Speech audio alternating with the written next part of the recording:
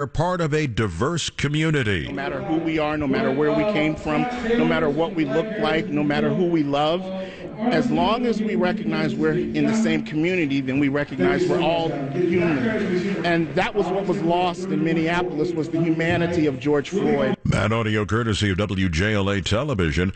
Blistering heat, 106 degrees. They marched last night, and they got the city's chief of police, Jerry Williams, to join them. We can't do this alone. We got to do this together. And if walking out in 106 degrees, which all means that we're going to work together, we're going to work together. Several NFL players have been speaking out about the death of George Floyd and NFL management. And AP correspondent Julie Walker has the story of what's already changed. It started with this video put out by reigning MVP Patrick Mahomes that includes several players speaking out against racial injustice. How many times do we need to ask you to listen to your players? Then goes on. This is what we, the players, would like to hear you state. We, the National Football League, condemn racism and the systematic oppression of black people. NFL Commissioner Roger Goodell responded saying it was wrong to not listen and is encouraging them to peacefully protest and even joining in. And now Denver Broncos general manager John Elway is tweeting he realizes he was wrong as well in his views of race relations and is now joining those players. I'm Julie Walker.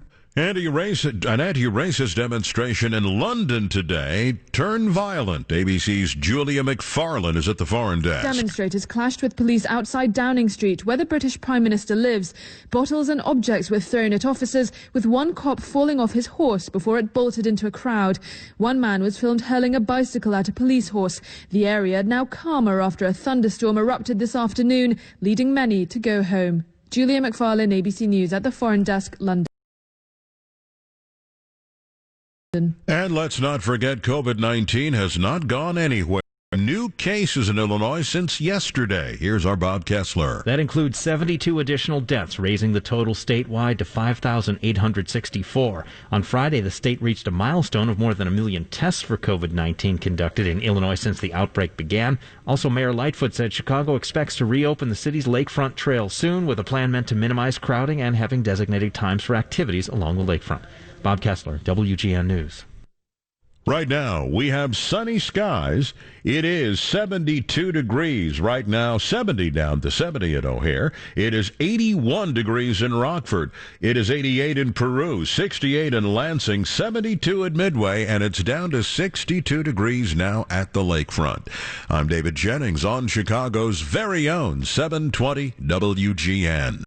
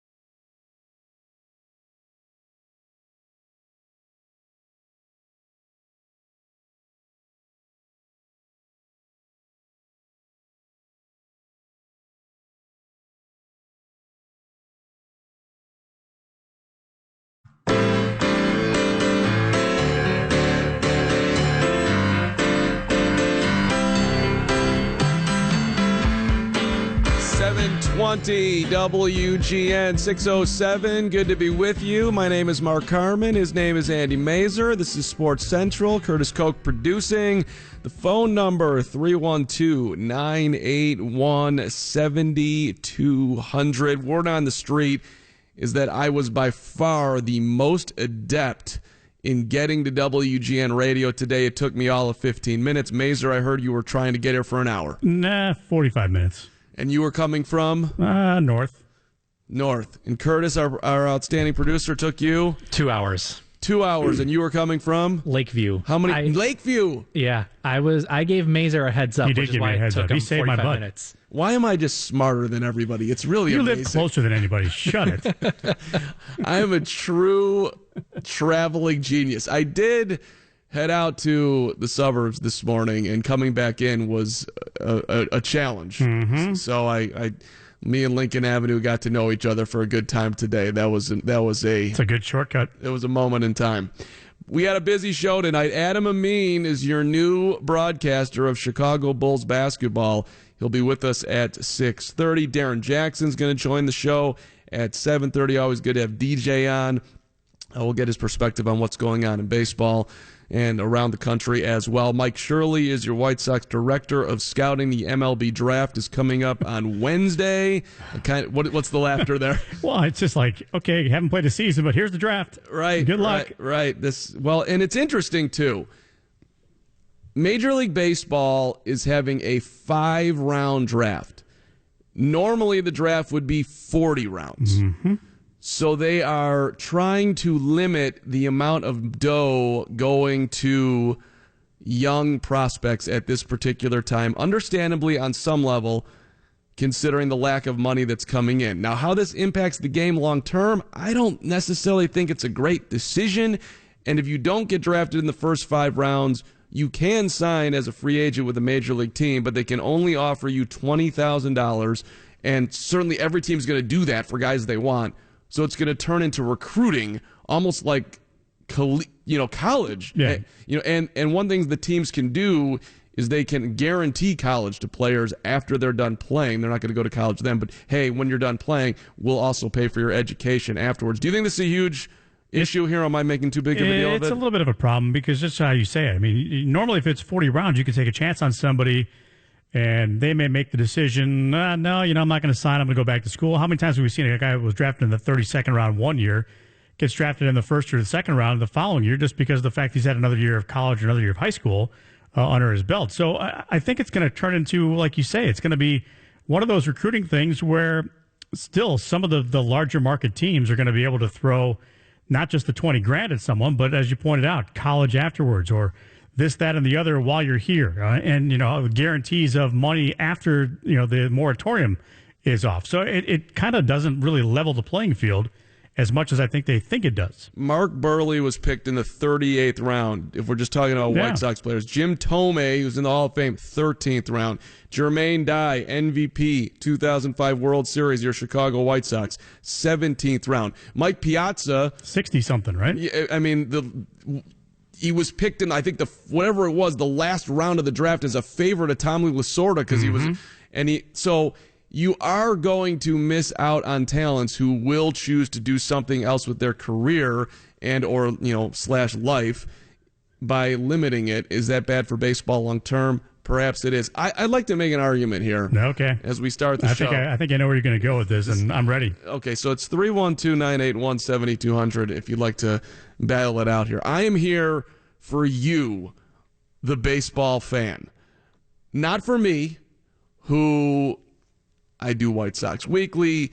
I do some of the White Sox post-game shows. I'm certainly not here for Andy, who's done pre and post and is doing play-by-play. So we have huge incentive for there to be baseball, not just loving the game. So take us out of the equation, or really anyone, all the way down to, or all the way over to the ticket takers, the vendors, everybody who actually makes money around the game of baseball. We all really, really, really want baseball. Agree, right? I do, yeah. Yeah, of course. Okay. So there's this conversation that's going on that baseball is in deep trouble and the fans are in deep trouble if they don't play this year. And everyone goes back to 1994 when baseball went on strike and they didn't have a World Series. And it was an incredibly ugly strike that they didn't even play a full season in 95. I think they played about 140 games by the time they finally figured it out. And people thought that baseball was just, baseball's dead. And it was brought back supposedly by Sosa and McGuire. And I'm not saying that Sosa and McGuire and the home run chase didn't help. But people watched baseball in 1995, in 1996, in 1997. But not to the point that it was. Right. But it didn't go away. It just wasn't as popular. So if you actually like baseball, you're most likely going to go to the park and pay less money for tickets, have less people around you, which means that you'll be able to get to the concession stand, get your hot dog, get back to your seat with less hassle, go to the bathroom. Nobody will be there. You'll come on back, sit back in your seat. Tell me how this is bad for fans of the game. Who cares how popular it is if you love the game? Am I missing something here? Yeah, you're missing a lot because if you're a fan and you're thinking you're going to go to a game and you're going to get cheaper tickets and there's going to be nobody around you, no lines. Okay, so when it comes time to sign that free agent that you really want your team to sign and they don't have the money to do it. He'll be cheaper. No, he won't be cheaper. Why not? There's no way they'll be cheaper. Well, hold on. Because there's agents like Scott Boras out there that won't accept that. That won't even go there. They won't even go there.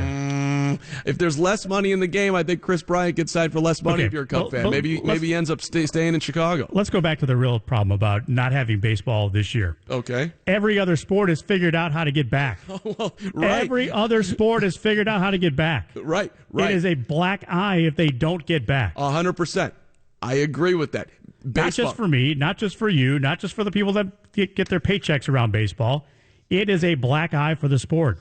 A sport that cannot afford too many more black eyes. So okay, there's my discussion, and we got to take a quick time out. We'll come back with this, but the sport can't afford too many more black eyes. Does anybody really think the sport is going to go away? The sport's not going to go away, but the interest is going to go away. And look what happened. There's hardcore hockey fans in Chicago, and back in the 2000s and the 1990s, late 1990s. It was an afterthought. No one cared. But then it came roaring back. You know why? But it came roaring back because the team was good. Right. Well, right. So if the White Sox are good or the Cubs are good, it'll come roaring back. Mm-hmm. We love a winner. We love hot dogs. We love beer. We love peanuts. We love our friends. We love sunshine. How many slaps in the face can you take before you stop turning a cheek? Well, 312-981-7200. Will you watch baseball and go to baseball games if they don't play baseball this year? Quick timeout, 720 WGN.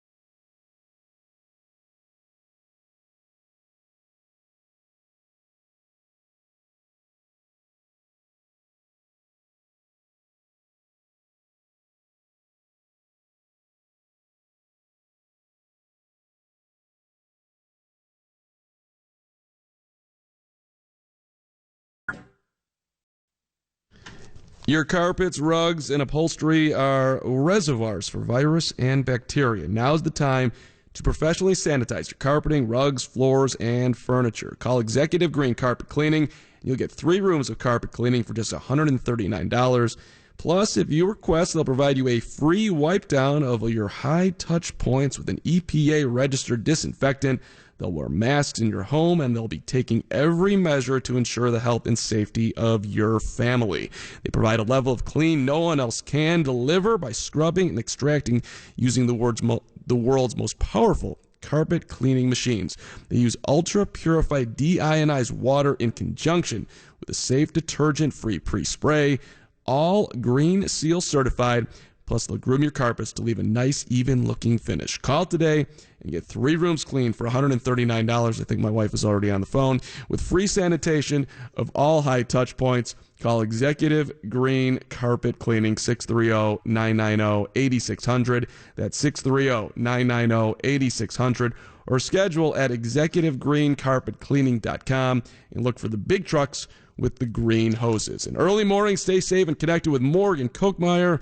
Weather forecasts with Sarah Jindra. Traffic reports weekdays 4 to 6 on WGN TV Morning News.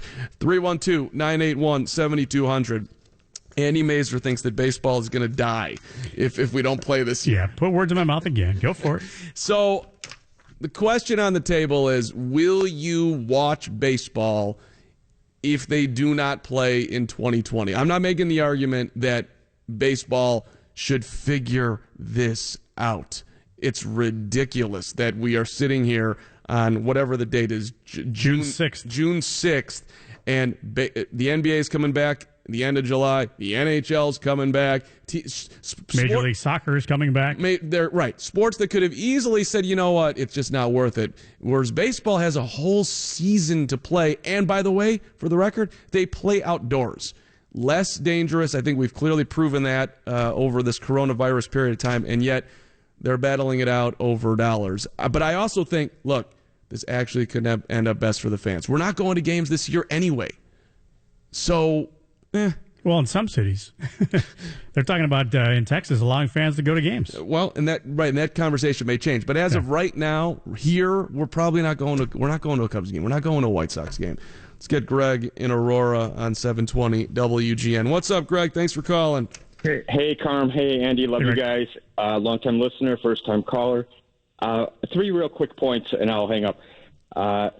We've been without sports for so long, and with all the politics now in sports, I watch sports to not have to deal with politics. So that's one.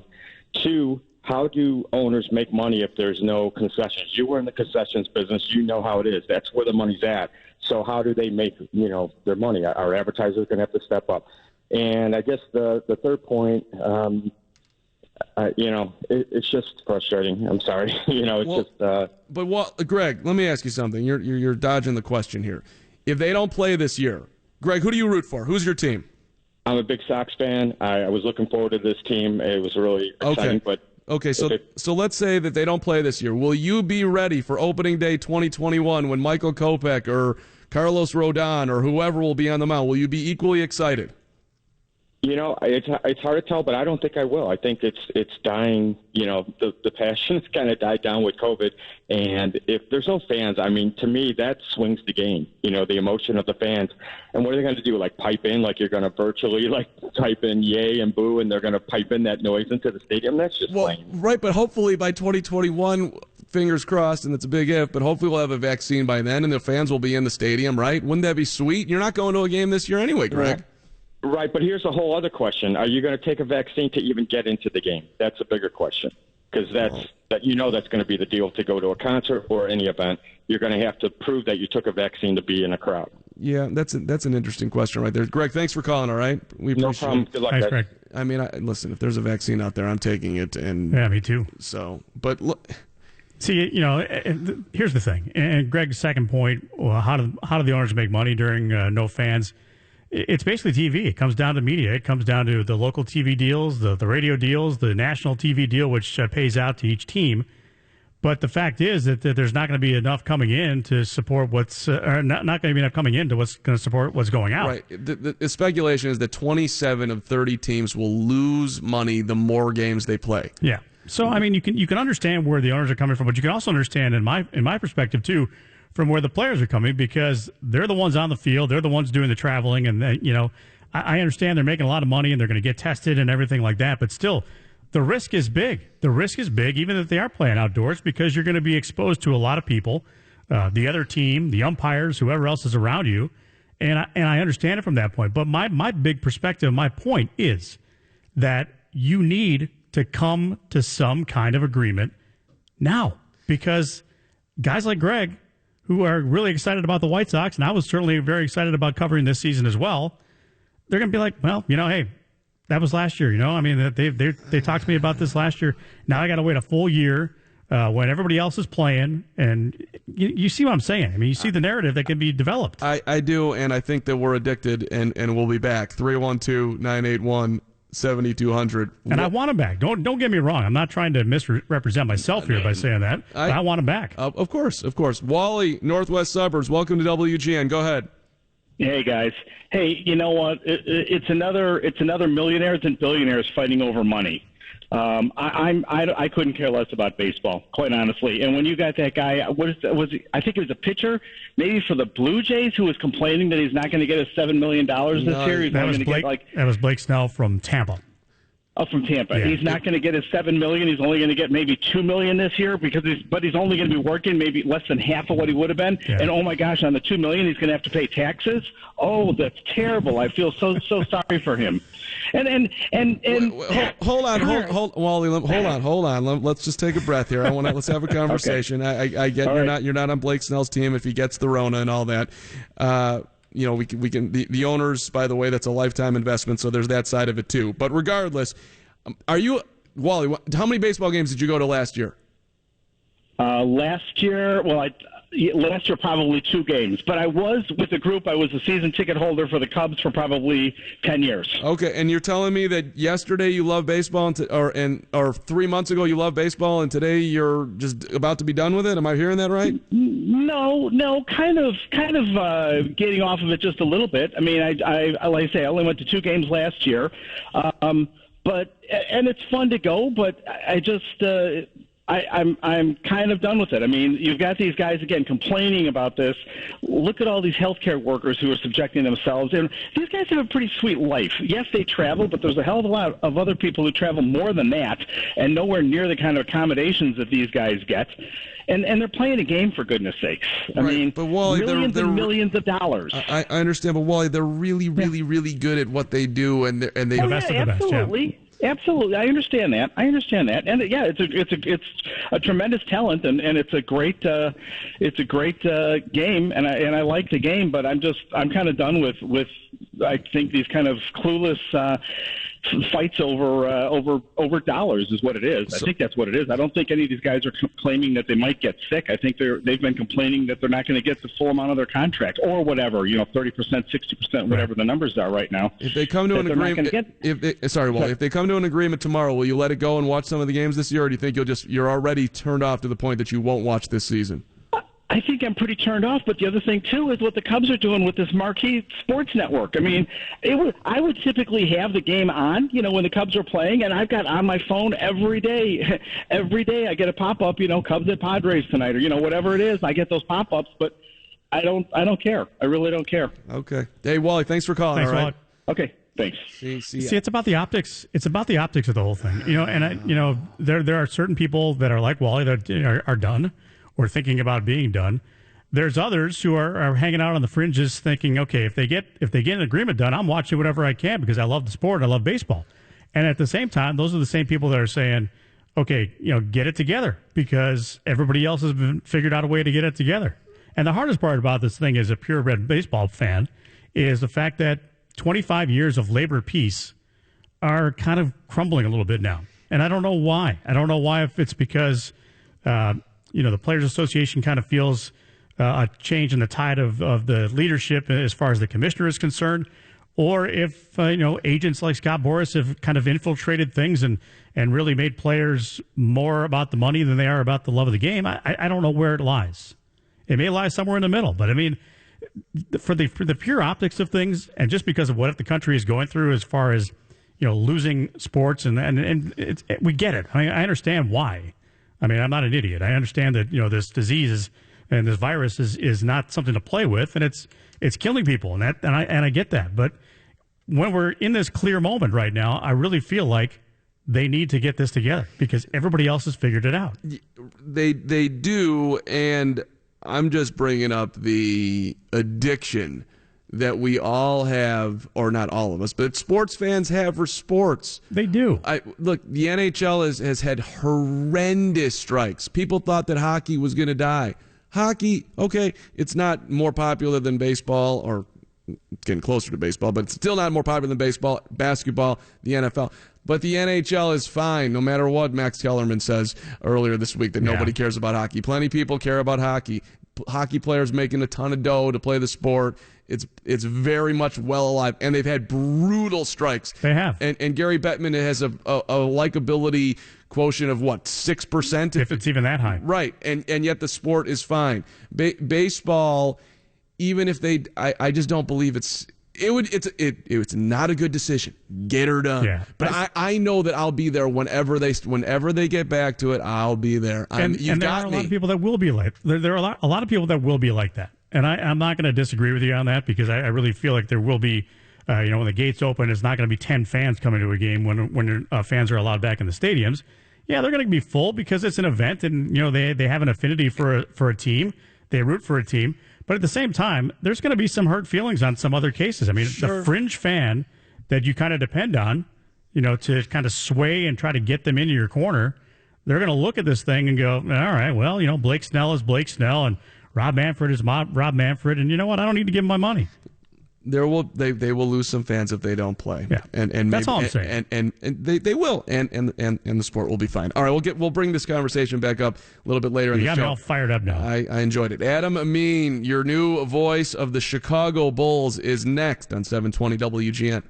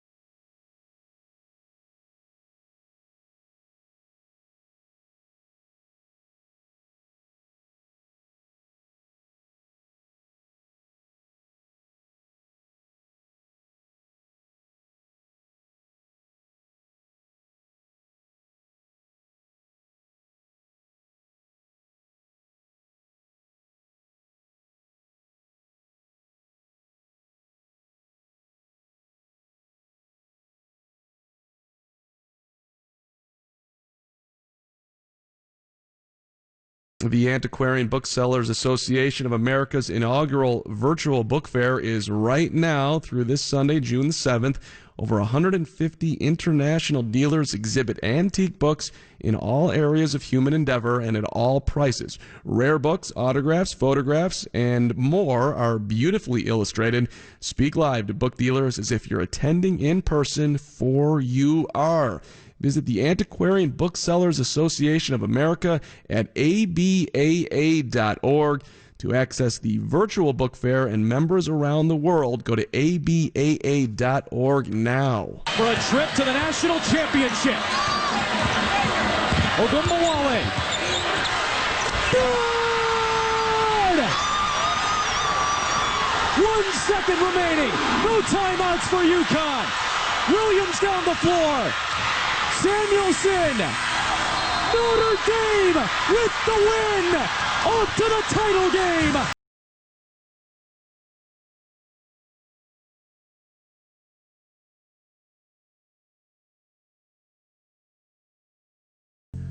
Calling championship NCAA women's basketball, which was going to be his job for the next, 30 years, but now he's the voice of the Chicago Bulls. Maybe he'll get to do both, and he joins us now on 720 WGN. Adam, congratulations. It's got to be an unbelievable feeling for Addison, Illinois, Valpo University, Addison Trail High School kid to be named the voice of the Chicago Bulls. It's still kind of surreal, guys. Thanks for having me, and thanks for saying that. It is a very, very weird feeling, and I mean that in the best way possible. It's I wish I was a little bit more enthusiastic about all of it, right at this moment. Kind of hard to be, understanding, the circumstances around us. But in my own little micro bubble, I can't fathom that this is real yet, and it hasn't really sunk in. It probably won't for a while, and that's okay. Once we get basketball back and once we start kind of getting back to some semblance of normalcy, I'm sure I'll feel it a lot more. But it's still just completely surreal. I'm still kind of speechless about all of this right now. It's great. Well, Adam, congratulations, and we wish you the best in this. And now it sinks in, and you've got basically 9 months to get ready for this job, though. You get some extra prep time, right? Yeah, exactly. Yeah, we're looking at early December start as it stands right now. So 9 months without competitive basketball for this team. Very strange. So yes, we'll definitely have a lot of time to prepare. The draft looks like it's going to take place in the middle of October, so that there will be some ramp up time for whoever joins this organization to get ready as well. And we'll have some semblance of free agency after the end of this 22 team experiment, assuming it goes through. So a lot of time for the Bulls to kind of get reorganized, and a lot of time for the rest of us to kind of learn everything we can about it as we get set for a kind of shifted schedule for next season. So, Adam, I'm extremely jealous. I to be in your shoes feels like the greatest shoes of all time. I mean, I grew up, we didn't have cable in my house because my dad thought that would help me perhaps study, which was a false proposition. I was going to say, did that experiment work or no? No, that was a loser. But I appreciate the concept that education is important. But I just sat there, in my bed listening to Jim Durham and Johnny Red Kerr on the radio when that was simulcast. I'm a little bit older than you, but I'm curious. Like, who would you say were some of the people that you grew up listening to, that you modeled yourself after, that got you excited about wanting to do this, all that stuff? Yeah, the voices of my childhood were pretty simple. It was Harry Carey and Steve Stone and Tom Brenneman and Ron Santo, and then eventually Pat Hughes on Cubs broadcast. It was Pat Foley, who I did a really, really bad imitation of every time I would do play-by-play for NHL '94 on Sega Genesis. It was Neil Funk. Neil was the voice of my childhood. He was the guy that I was connected to the most. By the time I was old enough to really understand what this organization, this franchise was about in the 90s, it was Neil on the radio that my dad and I would listen to more often than not. And eventually Jim Durham became the biggest teacher for me.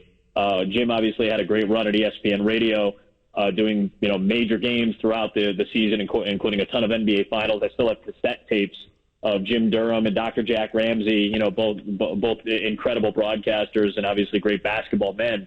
But I still have cassette tapes in my closet from listening to them and recording them off the radio. And they were the voices that kind of shifted and molded and shaped what I eventually started to sound like when I got to college and was doing bad imitations of all of them. So basically, and I think you guys would understand, I know, Andy, you would understand this as well. When you first start broadcasting, you start doing play-by-play, you're just kind of crib noting from all these other broadcasters that you listen to, I like that phrase, I like his cadence, I like his rhythm, and then you try to figure out what you're supposed to sound like. And I don't doubt that I have a little bit of all of those announcers throughout, sprinkled throughout various broadcasts I've been lucky enough to do. It's so funny you bring up Jim Durham too, because I do identify the first couple times I did basketball on the radio, I found myself with foul line extended left, rimming no, and there's all these things that Jim Durham used to say, and you think to yourself, okay, well, I can't copy this guy. I better try to make it my own a little bit here. But I get what you're saying. But, along those lines, too, Neil Funk, a guy that's been around the league for a long, long time, what kinds of things, if you've had a chance to talk to him, first of all, and second of all, what kinds of things has he told you just to kind of do to get ready for a long NBA season? He was so gracious. I got a chance to speak with him last week, and typical of Neil, and as is the case with everybody talking about him, was gracious and friendly and kind and encouraging, and that's all I could ever ask for. I am in no way, shape, or form replacing Neil Funk. That is not the case. There is no replacing Neil Funk. It's succeeding him, following him, whatever, but there is no replacing that man. And I think just him kind of letting me know what the grind is like a little bit, how to navigate through, various points. He was, again, so gracious to say when we get back to some semblance of normalcy, we'll have a dinner or two, and that's all you can really ask for, right? As a young broadcaster who's, admittedly nervous about stepping into a role like this, not because I don't feel like I have the confidence or the skill. This is important. This has weight. This is hometown. This is my team, essentially, that I grew up with. So I want to do the job right, and I want to do it well, and I want to do it in a way that honors the likes of Neil, Jim, Tom Dorr, Johnny Kerr, Wayne Larrabee, the guys I all watch, all those guys that I watched during all those Sports Channel and Fox and Channel 9 broadcasts over the course of my childhood. I want to do it right by them. I actually want to make a public apology right now to Tom Dorr, who I had on my podcast. We had a great conversation after one of the last dances for about an hour, and I was so bitter that Jim Durham was no longer the voice of the Bulls that I never and now we're doing all these replay games and I'm listening to Durham, I'm like, the guy was pretty good. Yes, he was. I was totally unfair to him. Tallest broadcast team maybe ever, right? Durham and Johnny had to be maybe the tallest ever. No question. And those guys were great friends, which I guess that's part of your deal, right? You got to become good friends with Stacey King, who's a likable character, is he not, Adam? Oh yeah, it's going to be real difficult for me to get along with him. That's a brutal ask. I one of the things that made the transition into filling in for Neil, and I imagine a lot of us who had the privilege of doing that over the last couple of seasons, I imagine all of us would say the same, is along with the production crew, it was Stacey. Stacey was so flexible and easy to deal with, and just made everything feel so comfortable. And he has that way about him. Some people just have this gift of making everybody around them feel like they've been friends for years. And I don't know how that gift gets doled out, but Stacey has it. He has this way of making you feel like we've been buddies forever. And I hope he felt the same way when he and I had a chance to work together, on all those occasions that we did. And I felt it. I felt chemistry. I felt like he was a friend. It didn't feel like I was doing a game with just an analyst. It felt like I was doing a game with a friend, and that friend happens to be enthusiastic and insightful about the game that we happen to be covering. So I'm very thankful for Stacey to be the guy right there, and it's so obvious why people love him. It's so obvious why people get along with him. You're around him for 5 minutes and you understand that. And he made me feel that way every single time we had a chance to do a game together. And I can't wait to make that, a more frequent occurrence. Now, I know you're young, so I'm not really asking you to do a career reflection here. But, you have to kind of feel real fortunate for the things that you've been exposed to. I mean, with ESPN, now moving on to Fox, and also being able to do these Bulls games, that's got to be like, again, a pinch yourself kind of moment. Undoubtedly, Andy. I'm very lucky. And I don't mean it to diminish like hard work, because I do feel like I've worked very hard. I've been going 100 miles an hour since I was 18 years old and first started doing this in college at Valpo, like you mentioned, Carm. I'm not diminishing hard work, and I'm not saying that it doesn't require that. But I got a lot of breaks. I had a lot of people in my corner who took chances when they certainly had no obligation to. And you need that sometimes. There are a lot of talented people out there that maybe just haven't had that break for someone to notice them or someone to give them an opportunity. And it could be very easily somebody else, talking to you on this beautiful Saturday right now about this job. So I'm very, very thankful for the breaks that I've been fortunate enough to get. And I'm just glad they landed me here. This is one of those pinch yourself, hope to do this for a long time type of things. Yeah, well, hard work does lead to breaks sometimes too. So just keep that in mind, and I'm sure you know that. And as we pile on the love fest here, Adam, again, congratulations. I love that you did this from Valparaiso and not from Syracuse. No disrespect. No disrespect to all my good Syracuse friends. Yeah, me too. I have many of them. Yeah. But, it's just nice to see somebody do it from not the Harvard, quote unquote, of broadcasting. It is possible to do. I went to the Harvard of Northwest Indiana, as I'm sure they'd like to be referred to as Valpo. It's a Midwest thing. I'm glad I went to a Midwest school. I'm glad I've worked a lot in the Midwest. I'm glad I got my start in Iowa. The only time I've really ventured out has been New Jersey, but I'm thankful to be a Midwest guy, and I'm thankful to be from here. Got to represent the Valley, Absolutely. The Major knows. Yeah. Major knows doing all those Loyola games. He and I first met all those years ago when Andy was the voice of the men's basketball team. You got that right. Will you just give a little, for those who don't know you as well, Adam, just your background? And I know that your dad meant a ton to you, and coming over to this country, giving you an opportunity, and it's not you're not the standard guy that's sitting in the seat here. It's a little bit different. I mean, I don't know how unique my story is, because I feel like everybody has a little bit of this story in them, but my dad was a Pakistani immigrant, came over to the States in late 78, left his wife and 3 kids in Pakistan because he didn't have enough money to bring all of them over at the same time. So he came to the States in '78, became a Cub fan, a very sad, depressed Cub fan for a long time, and then in '85, he finally had made enough money to send for my mom, my three brothers. I was born in late '86, and I had the best dad around. 31 years, I had a very encouraging, supportive fan as a father. And that was maybe the most satisfying thing of all of this. The first time I called a Bulls game, first time I called an NBA game was a Bulls game at the United Center for ESPN, and I remember coming back to my own apartment, just because I was down the street, and having a phone call from my dad, and just being able to talk to him about that. And I think, I certainly wish you were here to see this, but I feel like this would have been a really cool moment for him. Not to say that this would be the definition of everything that he worked for, but I do feel like he would feel like there was a lot of value in getting to see his son do something like this. I think he'd think it'd be pretty cool. And I recommend people check out, if they want to look up the piece that you wrote about your father. It was beautiful, and I just appreciated somebody putting that type of stuff out there, vulnerable, and you talk to him before games. Are you still doing that, Adam? Is that part of your ritual before you go? Yeah, the last couple of years it's been national anthem comes around. I know it's the anthem for other people has meant something else, and I know that's kind of at the center of a lot of the conversation we're having. But for me, the last couple of years, it's been a time to just silently talk, with him, and it's a nice time to reflect more than anything else. And I appreciate that moment that we get to have before every broadcast. It's really cool. Always with you, man. Right? I mean, yeah. That's the beauty of parents. Even when they're not around, they're still you carry them wherever you go. Congrats again, Adam. Thanks so much for taking time tonight to be on, and we're looking forward to hearing you. And hopefully the Bulls will have a little bit of a better roster around for you to call as well. I think they will. I think we're pointing in the right direction here. Do you? By the way, last question. Do you like what the NBA is doing as far as the plan? Do you think everything they're doing is making sense as far as going to Orlando?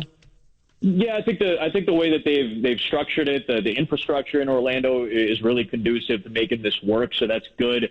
I think they've been out in front of a lot of planning, and they're in a position to read and react. That's the biggest thing in times like this, with the medical uncertainties that everybody's dealing with right now. The ability to read the situation and react accordingly and plan for all these contingencies. I think it'll be very fascinating. The format's a lot like European soccer, it seems like. So it'll be exciting for sure. Not my preference, but it's nobody's preference. Obviously, we'd love to be, going normal right now and being in the middle of the NBA Finals. But I do like what the NBA has done. I think it's a good plan so far. Hopefully, they'll be able to plan for any contingencies. Certainly better than what baseball's done. Mm-hmm. Yeah. Yes. Adam, thanks a lot. Congrats again. Appreciate you being on. Mark, Andy, thanks, boys. Appreciate you. Yeah, thanks. Adam Amin, the new TV voice for your Chicago Bulls. Coming on back here, team. By the way, yes. I didn't know you had that level of Jim Durham love, but then I was thinking back to Masur basketball play-by-play, and I remember you said something off the deck or some Durham reference. I was stuff sticks with you when you listen to this. You listen to their games, especially around the West Coast. You have the transistor going. I'm dating myself, of course, but you hear these things, you take them with you. He was phenomenal. He was awesome. He was phenomenal. Hey, so the NBA is coming back. What does that look like? Does it make sense? Will they make it through? They've got some interesting stuff on the docket. We'll talk about that coming back. 720 WGN.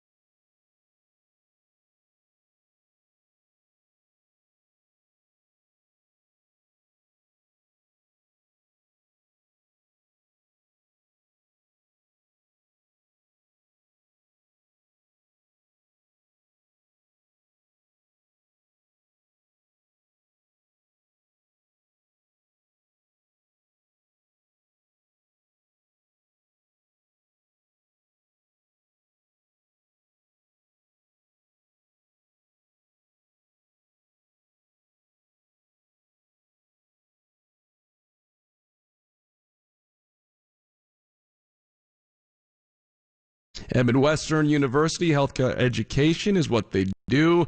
Their campus in Downers Grove features 6 colleges and 12 degree programs. Here you will benefit from hands-on training, expert faculty mentors, and patient-focused programs. You'll also learn side-by-side with students in other health professions, modeling the team approach to the 21st century healthcare practice. Learn more about their programs at midwestern.edu. That's midwestern.edu. Midwestern University, tomorrow's healthcare team.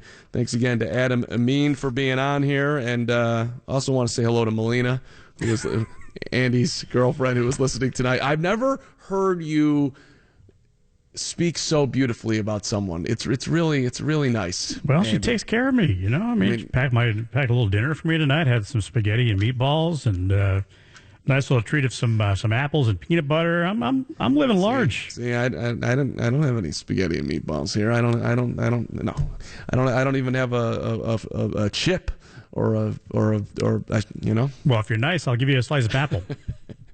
Or 2. I'm glad you're well fed over there. Yeah, I'm taken care of. All right, so here let's look at what the NBA has done. So it's been 85 days since the season was suspended because of the coronavirus pandemic. All right, so they've got 22 teams going to the ESPN Wide World of Sports complex at Walt Disney World Resort in Orlando. You ever been?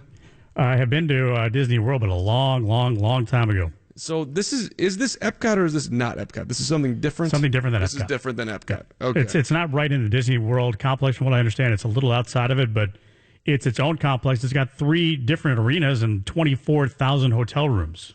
And Curtis, your family lives at Walt Disney World, so you know this probably better than anyone. Yeah, it's also where the Atlanta Braves play their spring training games. Okay. So it's a massive baseball. There's some football stadiums there. Basketball.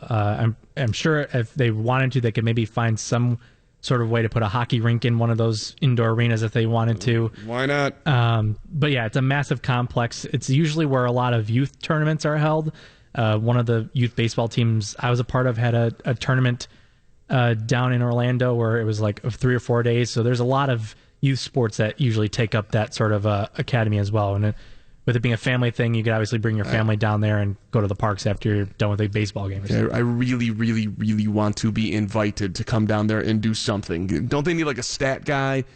Is it there a scoreboard operator? Scoreboard operator, stat runner, whatever. Sit under the basket.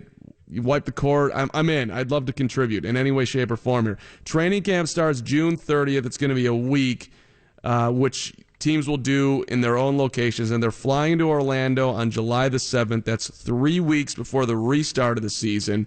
So then you'll have some that'll come in. They might have to be quarantined. Some players are coming from overseas. They got to figure all that out. Florida law does require people flying in from the States to quarantine for 14 days. And so you got 22 teams. 16 of them are going to be in the playoffs, but the teams that still have a chance for the playoffs in an 8-game regular season are still going. The Chicago Bulls are not one of those teams. And then you get in the money, which we're talking about with baseball, right? Yeah. So there was 259 total regular season games left that had been canceled. So the players were going to lose $645 million in salary total. Okay, so they're adding now 88 games back into the schedule with the 22 teams. So now that reduces the collective salary loss by $300 million. So they're still going to lose. They're losing a little bit over half, but players are recouping some of the dough, which obviously the players were happy about. This is something that Major League Baseball, could at least be looking at. The finals will end no later, if it goes 7 games, October the 12th, which is a real quick turnaround to the season coming back around in December. But that's what they're doing. I don't know how they could have done it really any better here. I don't either. You've got teams that have a chance to get in the playoffs there. There's a lot of interesting things here. Like, do you think that there's not going to be home court advantage? Does that matter? Because before if you had a home game, it'd be to your benefit, but then you got to go on the road. Those are tough games. So now it's like not having a game 7 on your home court.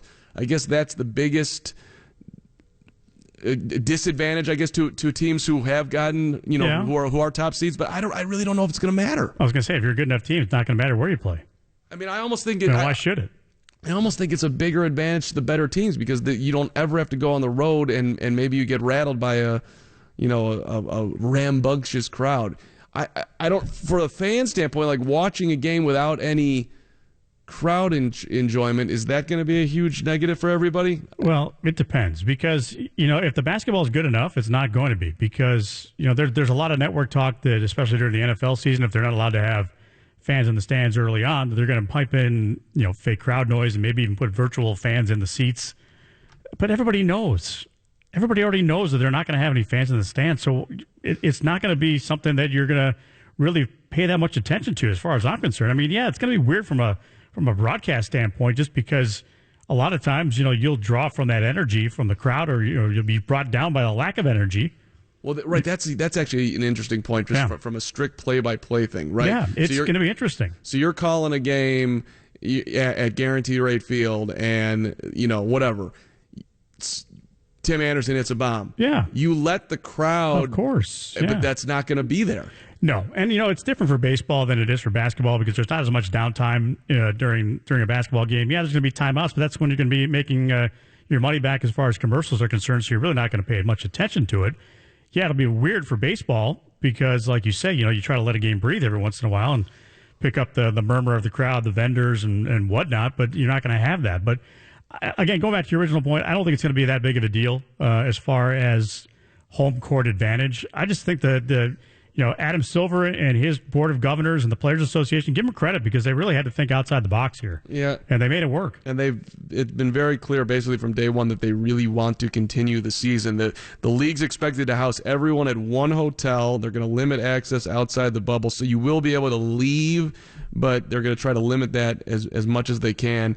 You've got some old coaches, more vulnerable coaches. Yeah. Let me not say the word old because... Was it 4 of them over 60? Was it what it was? I think I read. Rick Carlisle is 60. Terry Stotts, who coaches the Portland, is 62.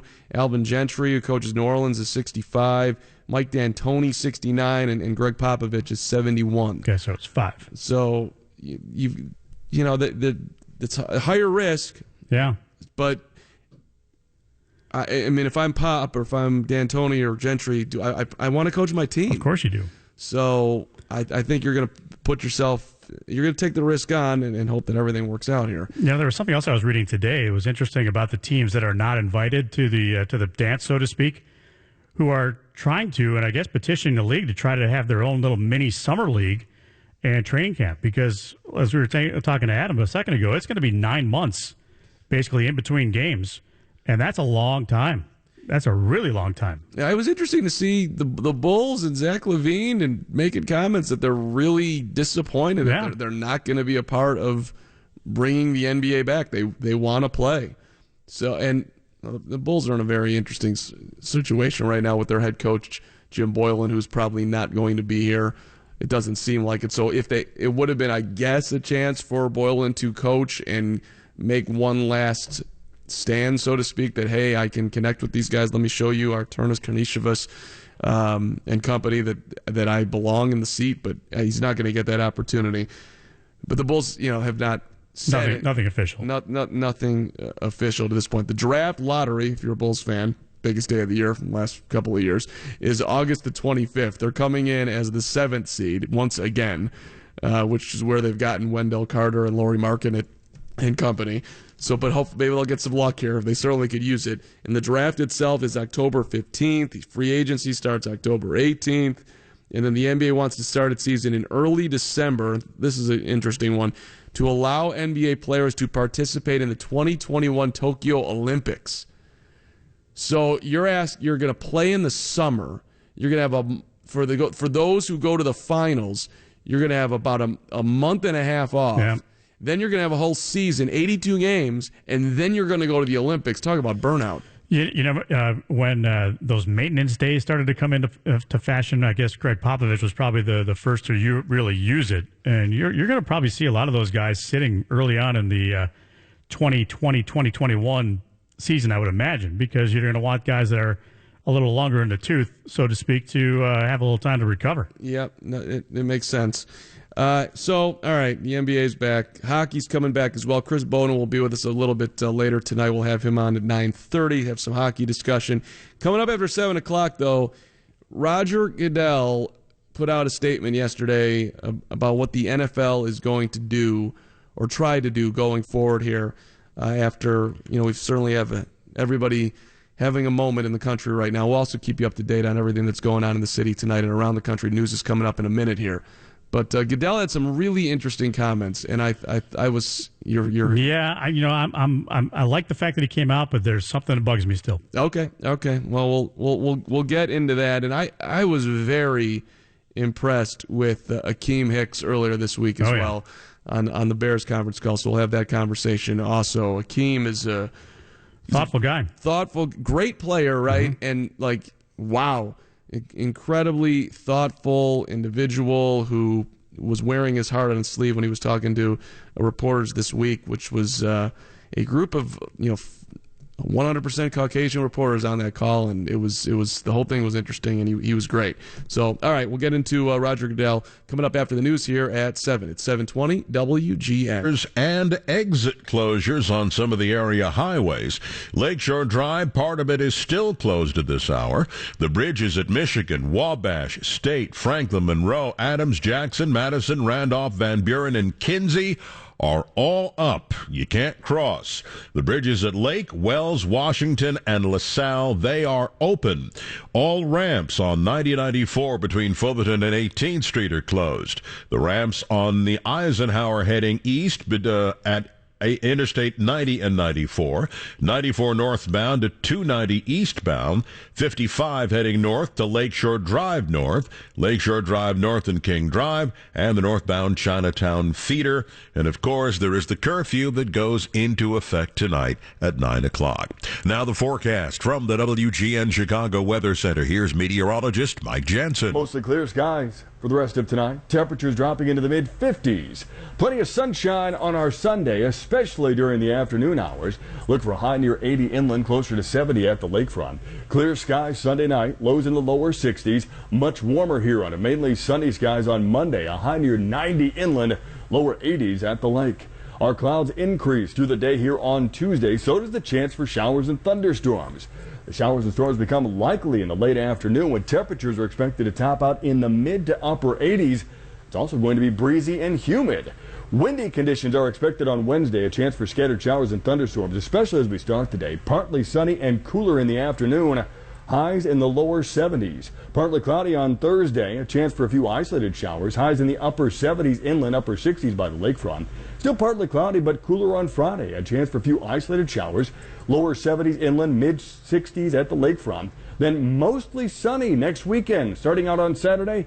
Highs in the lower 70s inland, mid 60s by the lake.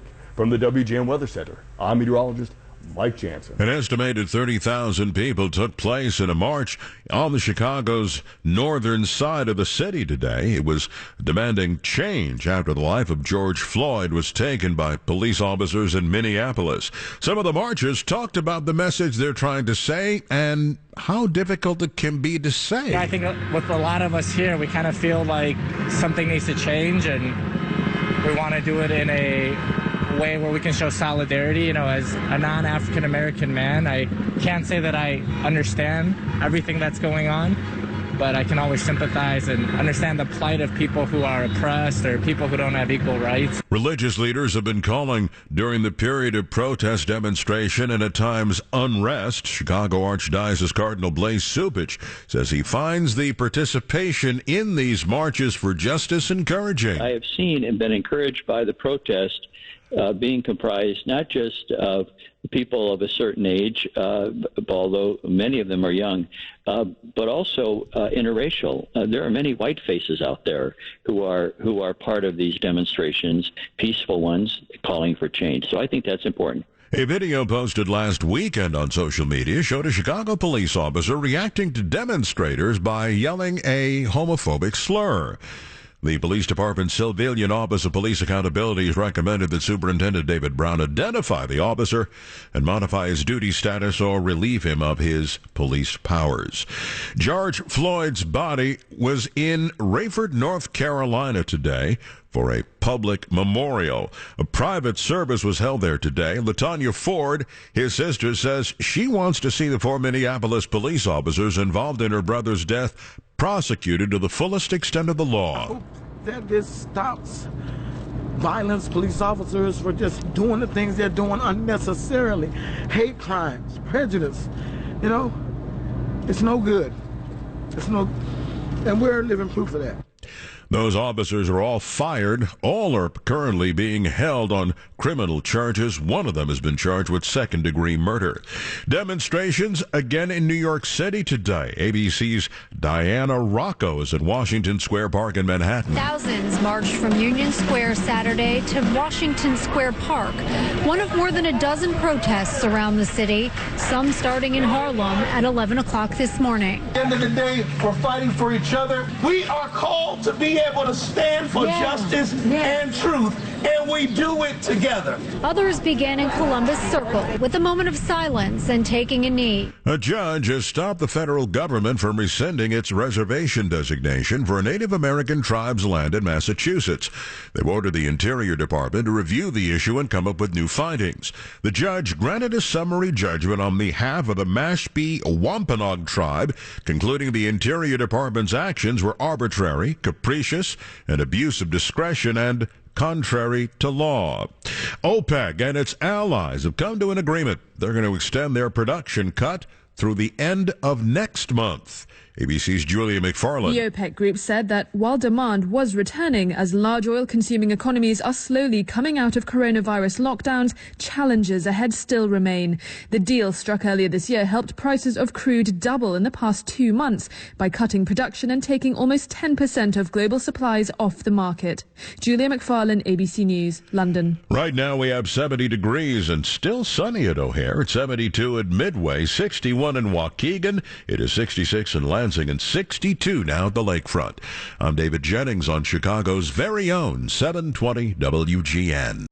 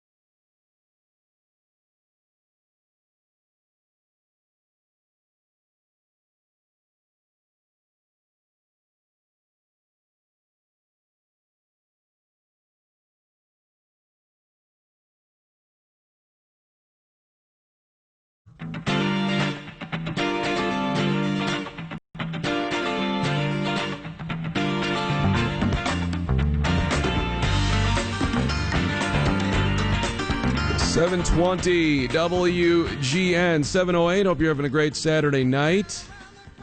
My name's Mark Carman. He's Andy Masur with you till 10 o'clock. It has been quite the week in the NFL. From Drew Brees to the president to Roger Goodell to a bunch of Bears players talking as well, including Akeem Hicks, who we'll get to. But I thought we'd start this conversation, Andy, with Roger Goodell. Okay. And I think stunned is the word, by Goodell sitting in his home or wherever he was, and he speaks here for about a minute and 30 seconds and weighs into the conversation that everyone is having today about where our world is and what we can do to be better. So here is the commissioner of the NFL. It has been a difficult time for our country, in particular, black people in our country. First, my condolences to the families of George Floyd, Breonna Taylor, Ahmaud Arbery, and all the families who have endured police brutality. We, the National Football League, condemn racism and the systematic oppression of black people.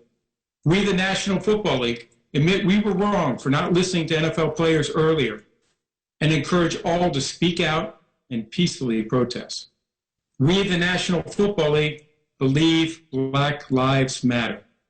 I personally protest with you and want to be part of the much-needed change in this country. Without black players, there would be no National Football League. And the protests around the country are emblematic of the centuries of silence, inequality, and oppression of black players, coaches, fans, and staff. We are listening. I am listening. And I will be reaching out to players who have raised their voices and others on how we can improve and go forward for a better and more united NFL family. So I don't know what stood out to you the most, but what stood out to me the most was that he said, we admit that we were wrong. Mm-hmm. Okay. I get that part. Okay. And, I think a lot of people have been saying that since Colin Kaepernick took the knee the first time and explained what he was doing. And where is Colin Kaepernick now? Right. I mean, why couldn't he have mentioned his name and just said, hey, listen, we were wrong. We didn't listen. Colin Kaepernick has probably been unfairly treated. And who knows what this is going to end up being for him. And I think that's the least of the issue with the NFL at this point because, they talk about being behind everybody and protesting with them. Well, here was a guy that started the whole thing many years ago, a handful of years ago, and was called names by the president, was looked at unfavorably by pretty much every NFL owner. The guy doesn't have a job. Well, and here's where, look, the NFL could have done things a million ways different, but they were also reflecting a large portion of the fan base who did not approve of what Kaepernick was doing. And just a little bit of a reminder. Yeah, I mean, I get that. I mean, people are allowed to have their own thought on it. I get that completely. But I think it's important just to do the timeline with Cap. Okay.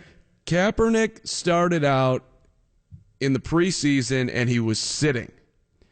He wasn't kneeling, he was sitting. He was just, and Nate Boyer, who was a Green Beret, went and talked to him and said, you sitting like that is going to be considered disrespectful by some in the military.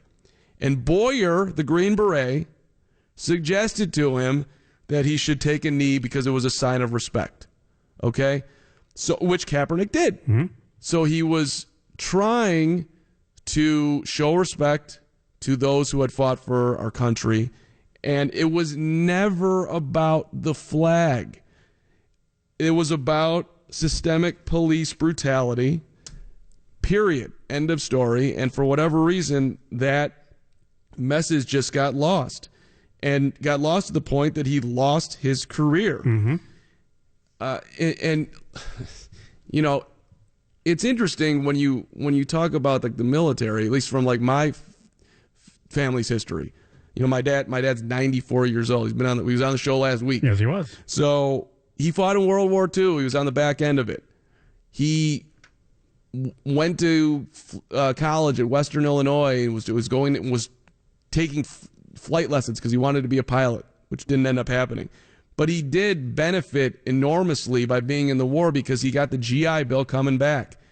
The GI Bill, they paid for his tuition to go to college. He went to DePaul. They paid for his books. They gave him $75 a month in spending money, which was a lot of dough back then, But I was never raised in what would be considered, quote unquote, a military family, even though my dad fought in the military. Mm-hmm. So it was just like the way I was hearing the conversation it was never like he was disrespecting the military. So it just seemed bizarre to me. And there's so many guys, by the way, in the NFL who were on Kaepernick's side who actually are a part of military families. Yeah. There's that component in the league is real. It just that we did not do a good job of having that conversation at the time, and the message got lost. And by the way, Kaepernick's 32 years old. No, I get that. But my point is, like, he's 32. Mm-hmm. Somebody should be in someone's camp this year. There should be a backup somewhere, if not competing for a job. There are a lot of bad quarterbacks in the NFL. Right, and the conversation became, is he good enough to be in the league? Well, if he's not good enough, then that's one thing. If he's not getting an opportunity because of what he did, that's a different thing. Right. In the year that he was kneeling, he threw 16 touchdown passes. He threw 4 interceptions. He was on a bad 49ers team, but he was without question the top 23rd to 35th quarterback in the league. Mm-hmm. He wasn't, which is why if he had been a top 5 quarterback, then he would have gotten the shot, because they would have deemed the quote unquote distraction would have been worth it. And he would have won football games for your team and all of that. But for Goodell to come out and say they were wrong, it's a big step. I think it's huge. A big-time game changer. 312-981-7200. Do you like what you're hearing from the NFL and its commissioner? We'll get into Drew Brees coming on back here. His wife also with a statement coming out yesterday as well. That's next. 720 WGN.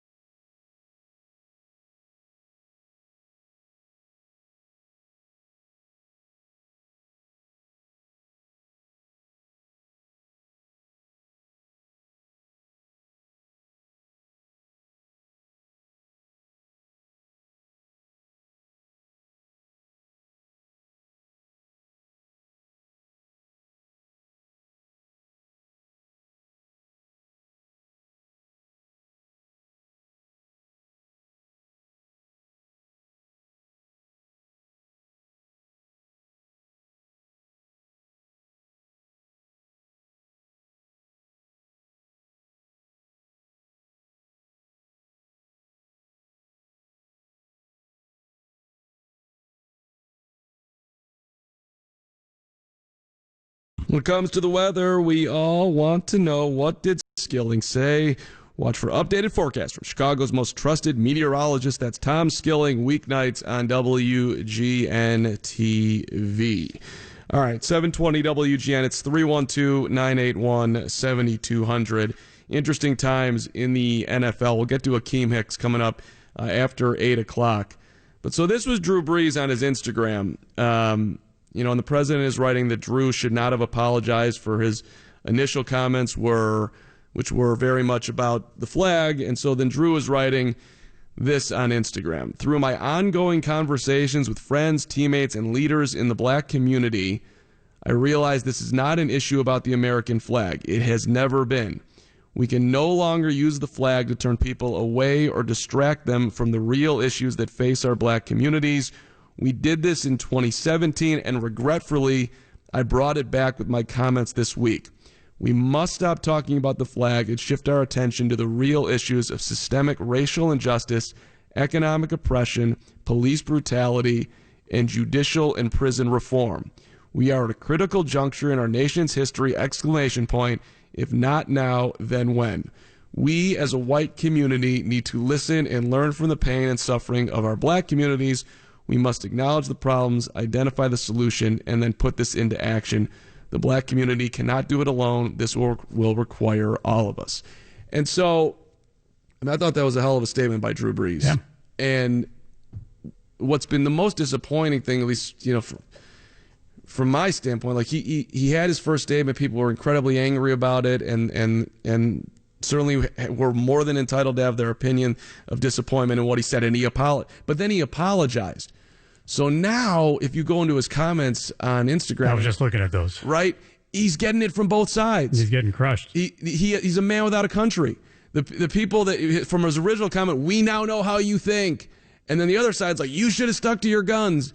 And so here's a guy who's like having a learning moment, and he's apologizing, and it's like there's just nowhere for him to go, and I'm like, can't win, yeah. I'm like, oh, come on, man! Like he looked back at what he said. He was talking to people. He was getting himself educated, and then he made this comment, like, and so on the. It's like, oh man, really? And a lot of, and it's maybe it's a vocal minority, because there's plenty of his teammates who are like, my man Drew, like they're totally with him now. So look, but my whole point is like, look, nobody is perfect, and we're all learning along the way here. And your thoughts today might not be the same 2 weeks from now, 2 years from now, and people should be allowed to evolve. That's the whole point of life, right? I had different thoughts when I was 6 than I have now at 46. Well, and sometimes you get caught up in a moment and you say things off the cuff without having a chance to really think about it. Now, that's not the case with Brees, because he's had a few years to think about what 2017 was all about in that interview when he was asked about it. But then he had some time to reflect and saw the backlash of what was happening and wanted to learn more about it, and then finally realized that, okay, well, what I've been talking about, it has nothing to do with, I'm coming clean, that I was wrong. And I really do admire people when they can admit that they're wrong, because that's a quality that not a lot of athletes, not a lot of people in general have. It's just kind of gone away. I mean, it's either you're right and everybody else is wrong, or there's no other way of looking at things. Boiler up. I know you're out there. 312-981-7200. You with your guy Drew, great quarterback, legend, top. At least top 10 all time, maybe higher than that. And this is probably why a lot of people don't speak up. Well, right, and that's the other side of the courage and being silent and doing that, which has its own level of, can you look yourself in the mirror if you don't say anything? His wife put out this comment, "We are the problem," in bold. I write this with tears in my eyes, and I hope you all hear our hearts. I have read these quotes in Scripture 1,000 times, and every time I read it and the words sink into my heart, I think, yes, this is what it's all about. Only until the last few days, until we experienced the death threats, we experienced the hate, did I realize that these words were speaking directly to us. How could anyone who knows us or had interaction with us think that Drew or I have a racist bone in our body? But that's the whole point. Somehow we, as white America, we can feel good about not being racist, feel good about loving one another as God loves us. We can feel good about educating our children about the horrors of slavery and history. We can read books to our children about Martin Luther King, Malcolm X, Hank Aaron, Barack Obama, Rosa Parks, Harriet Tubman, and feel like we are doing our part to raise our children to love, be unbiased with no prejudice, to teach them all of the African Americans that have fought for and risked their lives against racial injustice. Somehow, as white Americans, we feel that checks the box of doing the right thing. Not until this week did Drew and I realize that that is the problem. To say I don't agree with disrespecting the flag, I now understand was also saying I don't understand what the problem really is. I don't understand what you're fighting for, and I'm not willing to hear you because of our preconceived notions of what the flag means to us. That's the problem. We are not listening. White America is not hearing. We are not actively looking for racial prejudice. We have heard stories from men and women. We have known, I know this is long, by the way, but I think it's interesting what she's saying. We have known and loved for years about the racism that occurred in their lives. stories that were never shared or talked about because somehow they were considered normal. To all our friends and anyone we hurt, we will do better. We want to do better. We want to hear you, and we will fight for you, because thinking we are not part of the problem is checking the box. It means we are not doing enough. It's our job to educate ourselves. We are sorry. Wow.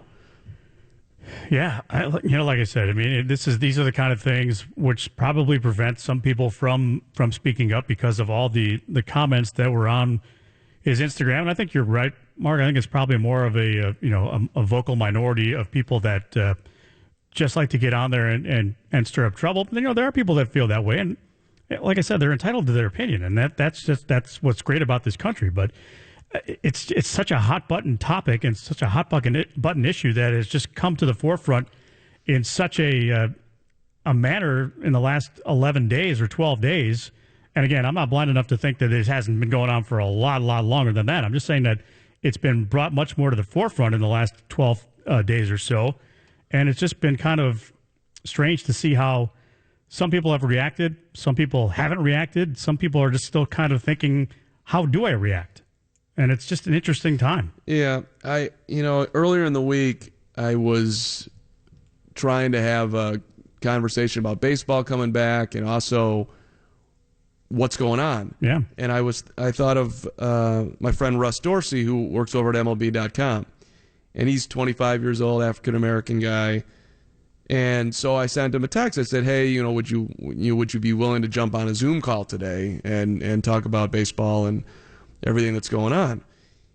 And so I send the text, and I'm like, am I putting him in a bad position, right? Like, maybe he doesn't want to talk at all. And then maybe it feels like, and I've asked Russ to do podcasts before and whatnot, but like maybe it feels like, now it's time to call your black guy friend and ask what can I do type of thing. And so then I was sweating, like whether it would be not taken in the wrong way. And then he writes me like, Carm, I'd love to have the conversation with you. And then I basically just asked him, how are you doing? That was it. And he just got super emotional. I'm not talking out of turn here. It's on my Twitter feed, and the video's out there.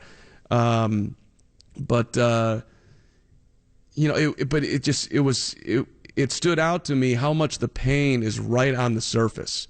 Like it wasn't like he was talking for a long time, and then all of a sudden some deep thing that he hadn't thought about for a long time just popped up into him and welled up. Right? You know that one. We've all had it. This was like right there.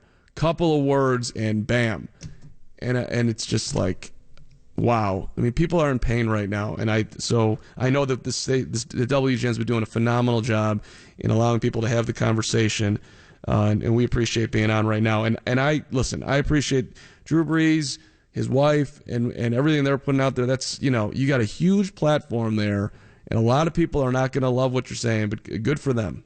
I mean, they really. Stepped up, I think, beautifully, and there's a lot to be learned from there. Not to get on the heavy pulpit here, but that is a major figure in the NFL and a huge player in New Orleans, which has had a zillion issues, including you go all the way back to Hurricane Katrina, right, where people were put in incredibly tough spots, and it wasn't beautiful down there. And Drew's been a hero in that city. So. Yeah, I mean, I agree. And, kudos to them for using that platform and learning some things here and there. I mean, everybody, you're never really too old to learn something. You really aren't. You're right, 100%. I mean, I always throw around, can't teach an old dog new tricks, but you know what? You can. Well, and we got two solid middle-aged dogs in here right now. You're right. Boy, it hurts to hear you say that, by the way. It really does. I tried to stop myself. Thanks a lot. But it's pretty accurate. All right, Darren Jackson, White Sox Television, is going to join us. White Sox Television, that'd be White Sox Radio. Used to be on White Sox TV. And, of course, played for both the Cubs, played for the White Sox, and many others around baseball, including the Padres, where Andy used to broadcast their games as well. You can throw in the Blue Jays, the Mets, Cebu Lions, all of it. He will be joining us after our this next time out. DJ is going to be a great conversation. Baseball coming on back, and everything that's going on. Darren Jackson next, 720 WGN.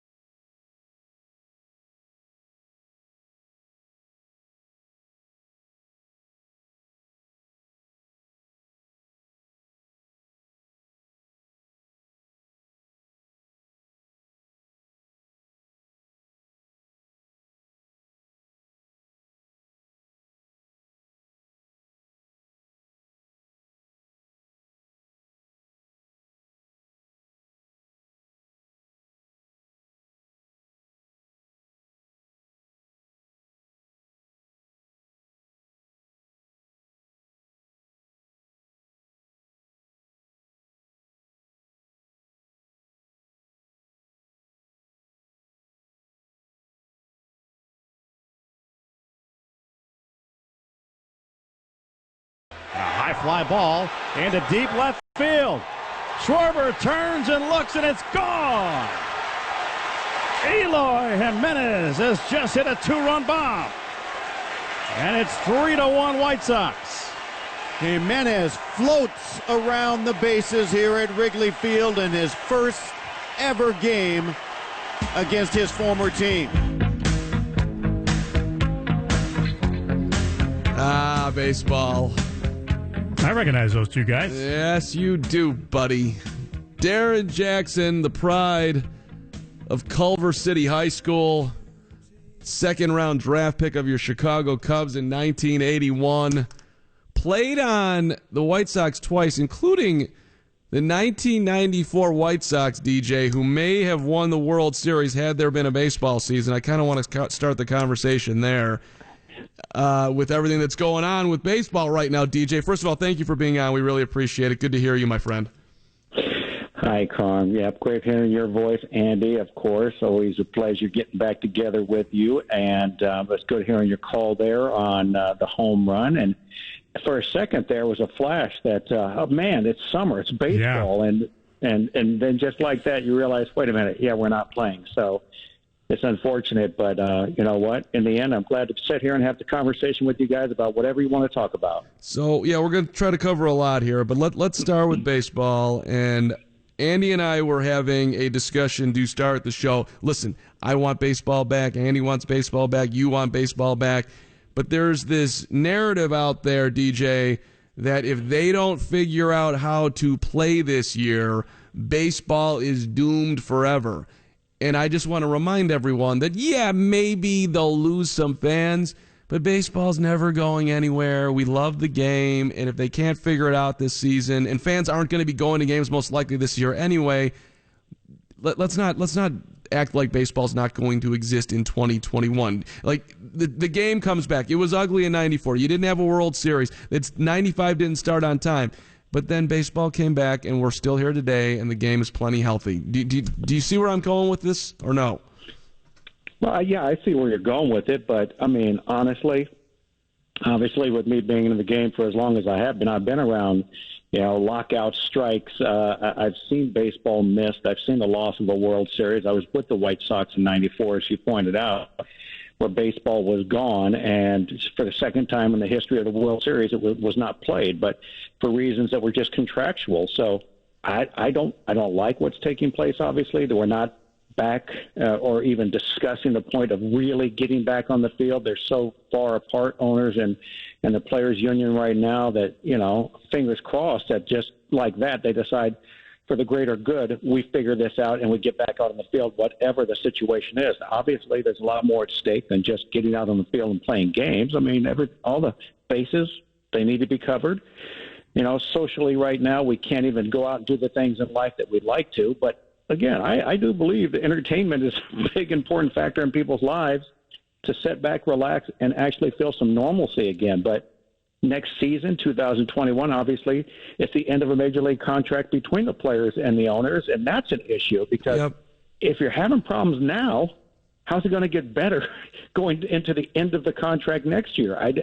I don't know what this is snowballing into. I don't like where it's going. I don't like any of it because in the end, you had so much peace for so long, both sides realizing the importance of getting along, and now all of a sudden it seems like that's just not the case, and it's the worst time in the world's history for this to take place, in my opinion, because there's so much more going on than contract talks around the world. So I really wish that this could just somehow get past the contractual issues and the big picture of just giving us some entertainment again any way you could. And that goes from both sides, figuring out that middle ground, even if you have to sacrifice on both sides in big ways. Yeah, and I was kind of making that point a little bit earlier with Carm, too, about the fact that it's really important to me in this economic time that fans don't hear them talking about money, because there's a lot of people out of work. There's a lot of people that are struggling to survive at this point. And also, if the other sports have figured out a way to get back, it looks bad. It's bad optics, isn't it? There's no doubt, and that's obviously something I discuss with my family and people that I speak with on the phone since this has been occurring. But obviously, if you've got baseball being played in other countries already, and they've figured out a way to deal with these same pandemic issues, and you've got other sports coming back in this country that are going to be given the okay to get back to work, I mean, if it's just contracts that are keeping you from getting back to work, you lose all the sympathy. It's just gone. I don't know how you explain. Well, we had contract issues, even though we know there are bigger issues going on in the world right now. We should be back to work. That I don't know how you explain it. How do you justify that others are willing to sacrifice their health and risk their safety for the sake of the sport and for the issue of the entertainment? I don't know how you justify it. I know if I was sitting on a conference call and they were asking me, "Do you want to get back to work?" I would literally say that. I'd say, "How are we not going to get back to work? Everybody else is." I don't even know what you're talking about. We have to get back to work. That would be my statement to anybody that would listen. The other side of it, though, is like, look, for the owners, this is a lifetime, maybe infinity investment, right? They're having a really bad year, but they're going to be able to recoup that over time. Whereas if you're a player, there's a finite time that you're going to be able to get to do it. And to renegotiate the prorated salary in the middle of this, it just seems incredibly short-sighted to me from the owner's side of it. Like, look, you get as much dough as you can possibly get here, reward the players, and then you guys can continue and keep your game in the forefront. So for the long haul, my bottom line looks a whole lot better than what could possibly be if we're not on the field at all right now.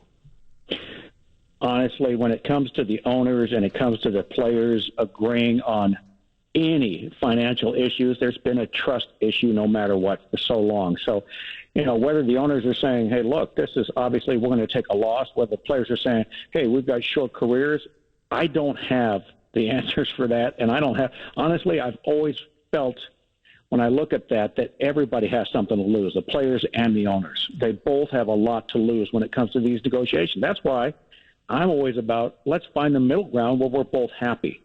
But it has to be starting with trust. You've got to trust what you're being told. I also do believe this, and I have always felt this way.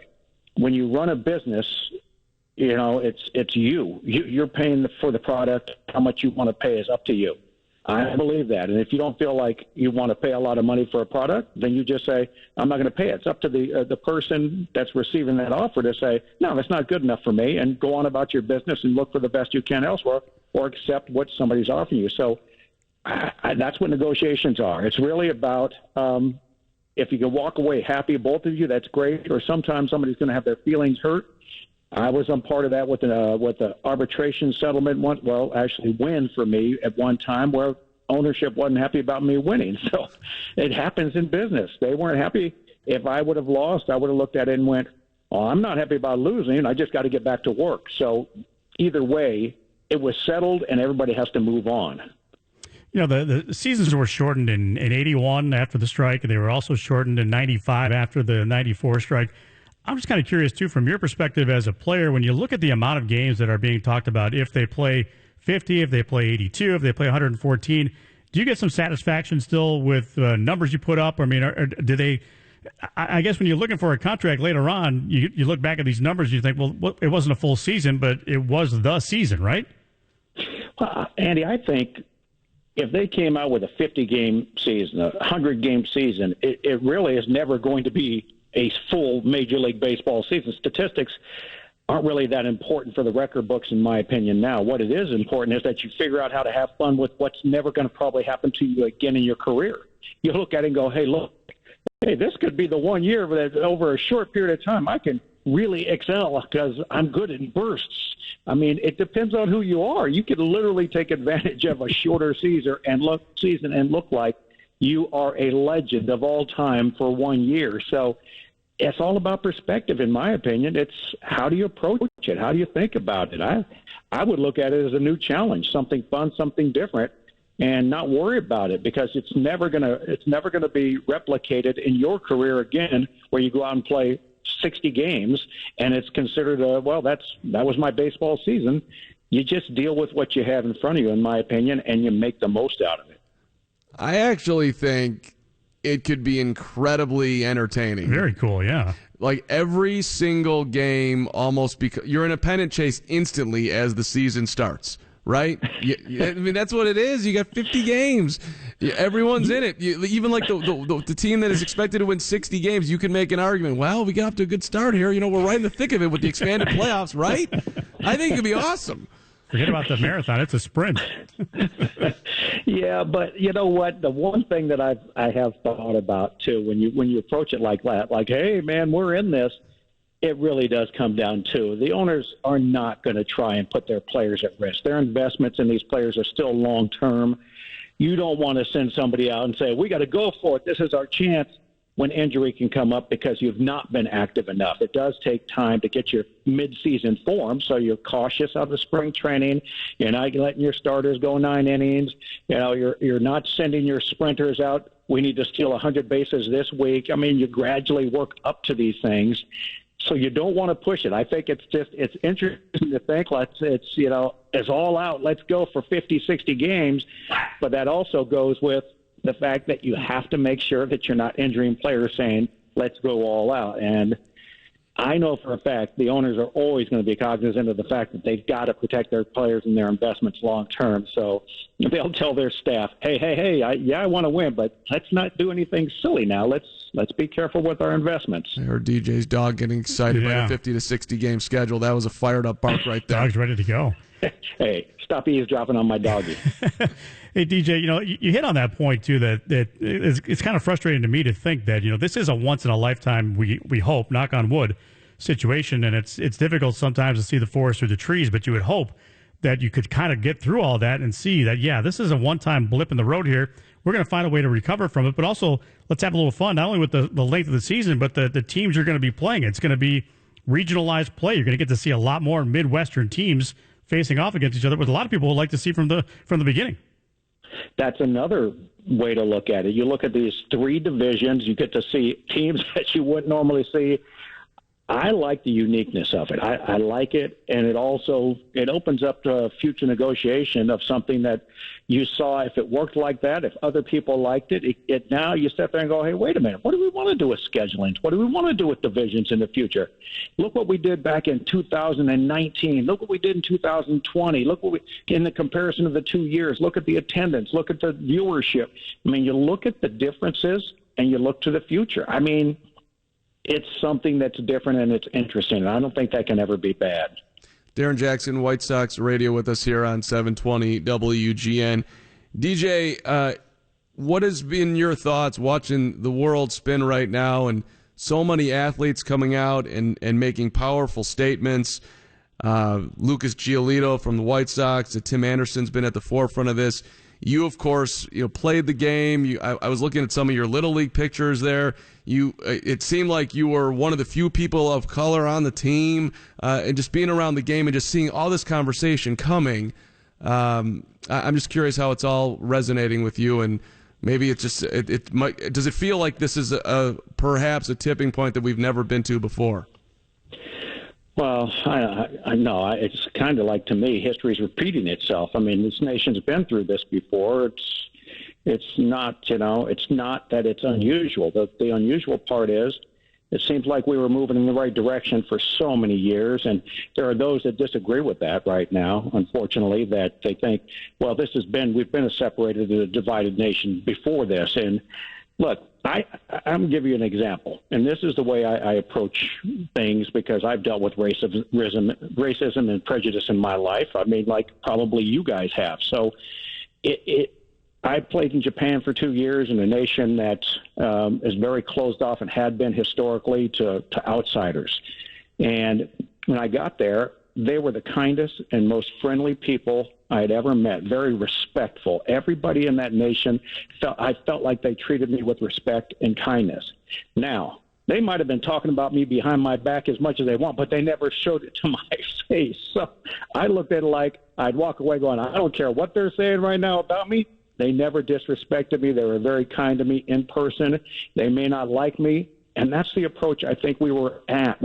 Even though there are people that may feel certain ways in this nation, you know what? You weren't disrespecting others. You just kept it to yourself, and you got along. And that's what I think has made this nation keep moving forward. But now all of a sudden we have these setbacks once again, and we got to start all over because we've taken steps backwards and progressing to a united, balanced, and equal nation. So, I just look at all this, and just like anybody else, just anybody that really, truly cares about the betterment of the nation, I think you just look at it and you just shake your head in disgust and disapproval of what we've been dealing with once again. And somehow we've got to come back from these steps taken back and slowly, gradually gain steps forward. It's going to take time, but we got to get there. We've done it. We've got to do it again.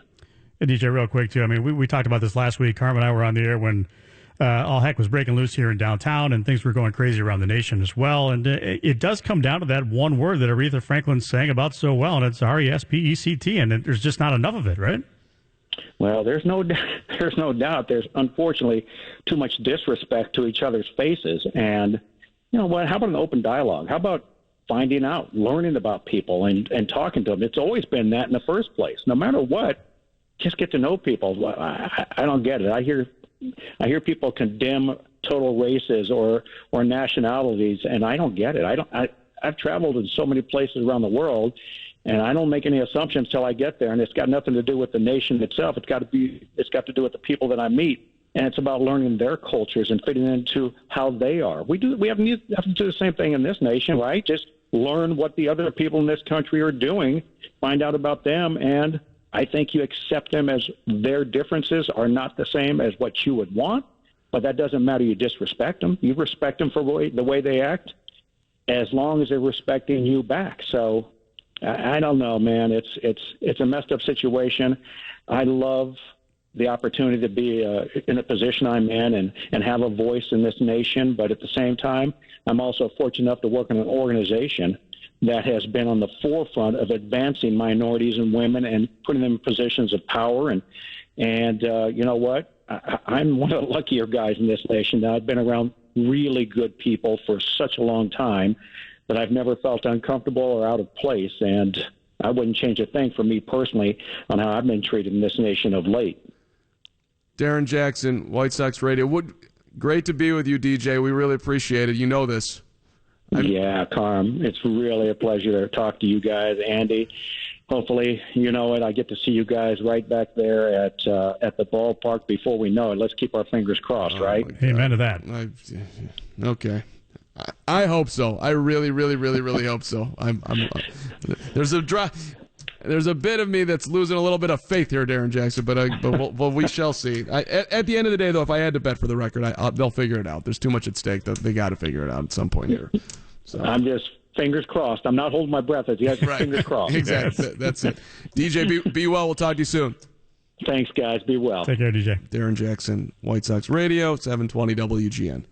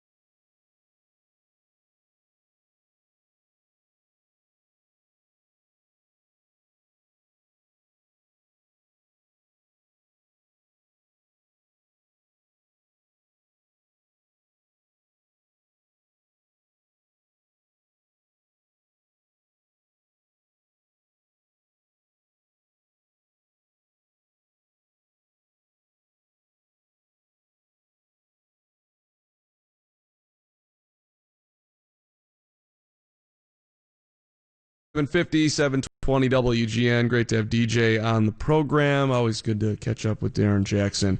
Andy, you wanted to follow up on some things that you witnessed on the north side. Well, I mean, just when I was covering the Cubs, and there was a lot of guys that played at Wrigley Field that kind of felt that disrespect that luckily DJ didn't feel, and there were a couple of guys that actually tried to talk to me about it, and I learned a lot, to be honest with you, in a couple of seasons there about the way some of these African American athletes were being treated basically on an everyday basis for the home team. I mean, it wasn't even the visiting team; it was the home team.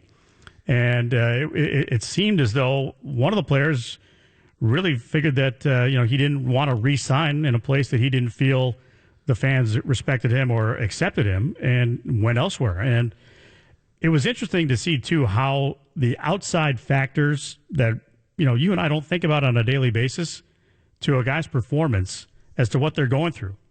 There was a player who showed me a stack of letters and threats to not only him but his family. And you can only take so much, I would think, as a player before you take it out onto the field. And, you let that affect you. And I couldn't blame the guy one bit. And once you start to hear those kind of things, you really kind of put it into perspective when you're covering a team that you kind of get to know. And you kind of empathize with what a guy is going through. You feel thankful you're not. But, I mean, at the same time, you really understand, or you try to understand at least, what's going on there. And how those kind of treatments and the way people treat you just kind of affect your everyday personality and your everyday way of life. Yep. And you think about, look, I mean, Henry Aaron, when he was chasing down Babe Ruth and going to 715, I mean, the guy was getting nonstop death threats. The letters, we've all seen those, or I'm assuming we have. And even, we've seen the clip of him hitting his 715th homer against the Dodgers and Al Downing, and right. Bill Buckner, for the record, climbing the left field wall. R.I.P. Billy Buck, one of the great players in baseball history. You had the two random people running on the field as he's coming around second base, and they're patting on the back. They're celebrating. Yeah. But you could see the look of terror, from Aaron, like, who's here? Who are you? Like, it wasn't even protected. No. Which was just kind of crazy. And, going back in Cubs time, I mean, for me growing up, like, my favorite Cubs players were Sean Dunston, Andre Dawson, and they stood out. Mm-hmm. They played, Dunston particularly played the game differently. There was a flair to how he played that was exciting, but there was a lot of people that just would ride him in ways that were incredibly uncomfortable. DJ's got some good stories about Dunston as former teammates and guys that knew each other pretty well. But you're right. I'll have to say that. I can't think of any other player in at least in Cubs history who would get a base hit up the middle and he would turn it into a double. He would come flying out of the box and just a roller up the middle. It's a base hit. Nowadays, you never see guys hustling like that, and he would somehow turn it into a headfirst sliding double. It was so incredibly exciting.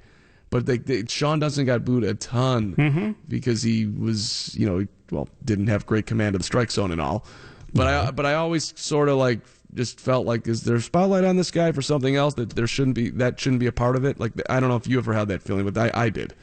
Yeah, it's just, again, it's hard to understand and hard to know when you're not in that person's shoes and you're not in that person's skin going, man, what is going on here? You look at these things, and I'm telling you, the stack of letters that I saw would have turned your head. I mean, it was just how people have the time to do that, first of all, and then to sit there and read it and look at it and think, oh, my God, what this guy's been going through off the field.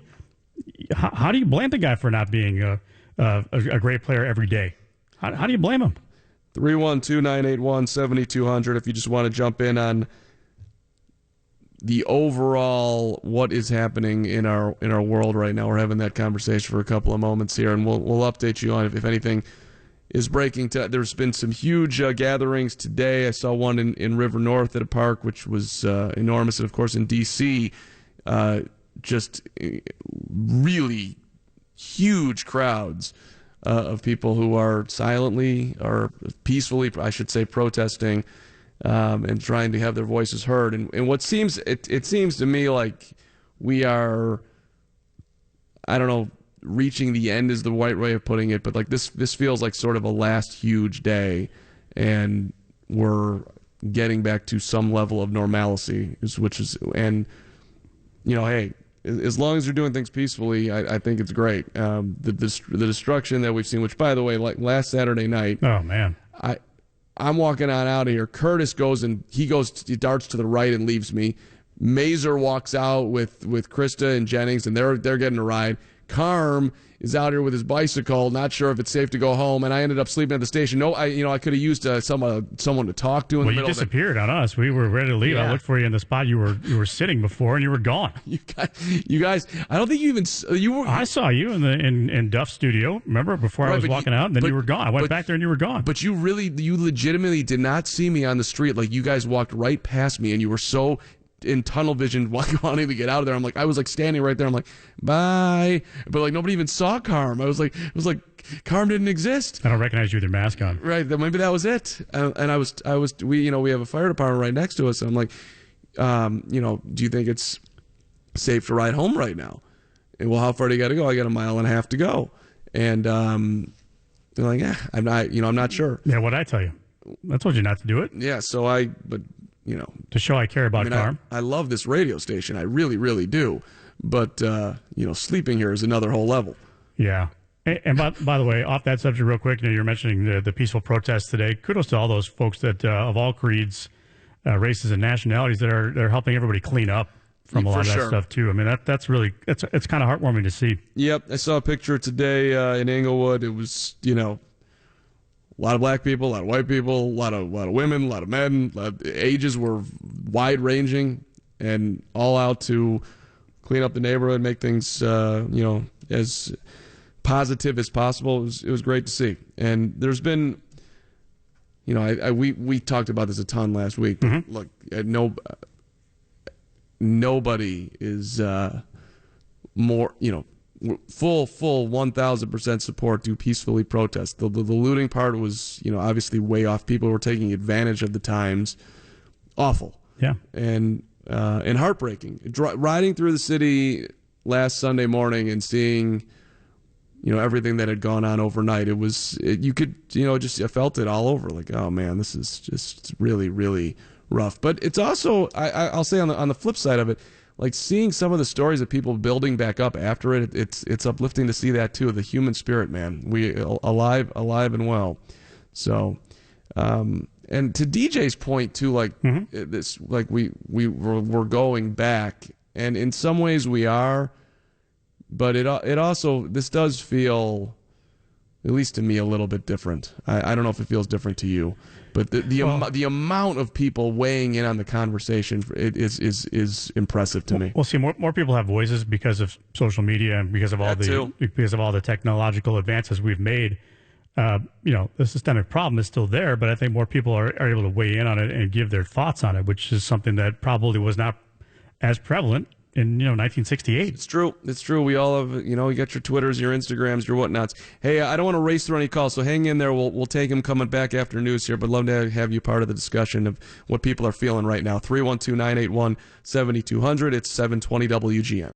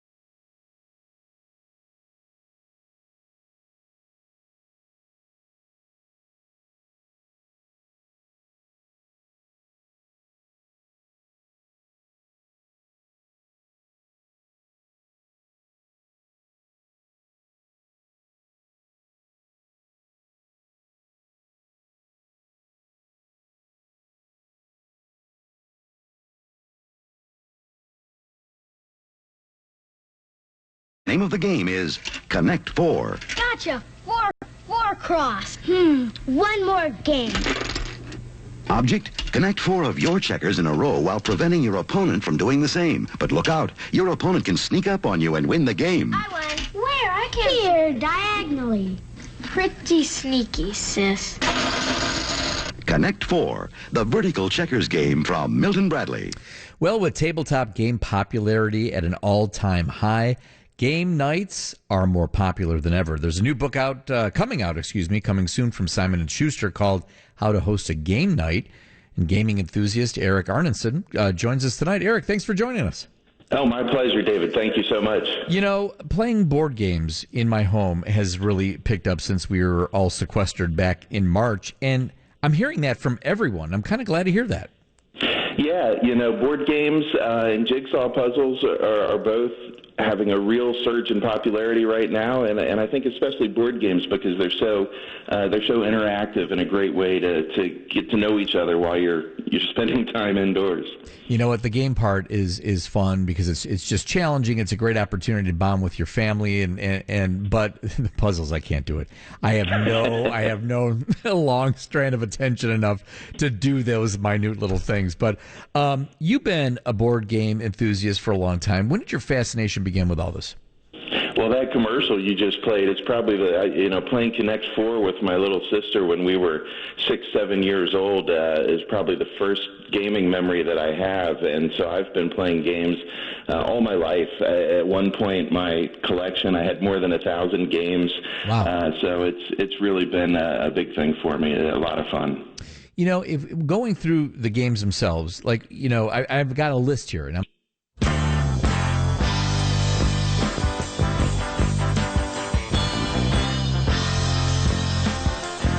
Thank you, David Jennings, with the news. A lot going on. Scrolling through social media, Twitter specifically, seeing a huge crowd walking down Western Avenue. Andy, you seeing the same stuff? Yeah. Yeah. So a lot of people are out and about as the protests continuing in day 9 today. 312-981-7200 is the phone number. Just wanted to see how it is resonating with you out there and what your thoughts are. Would love to have the conversation from a sports standpoint or just from any standpoint, really. Let's start with Jeannie in Lamont on 720 WGN. Go ahead, Jeannie. Hi, Mark. I was talking to some friends yesterday, and we were talking about the situation. And I said, I'll be honest with you, some guy was 6'3", was walking toward me. I'm only 5'3" and a woman. I'd be scared too. But as soon as he would say hello, and I could say hello back to him, I wouldn't feel scared because mistrust starts developing into trust. And I like Lori Lightfoot's thing on training. I think training is so important. I think they should incorporate the officers with the community doing community service together. Like they could shoot hoops together, they could play volleyball, tennis, they could have block parties, and they get to know each other and they learn how to respect each other as a result of that. And I think that starts all the way from childhood, because you were talking about your dad. I guess that brought memories of my dad. He was a disabled veteran in World War II, and he worked at a school the last 10 years of his life, Cass Junior High School in Darien. And when he first started, I said, what's the house school? And he says, kids are wholly there. They're blocking up the toilets. They're doing all this stuff. And then a couple months later, I asked him, how are things going? He said, fine. And I said, what did you do to change things? And he says, I listen to them. I listen to the kids.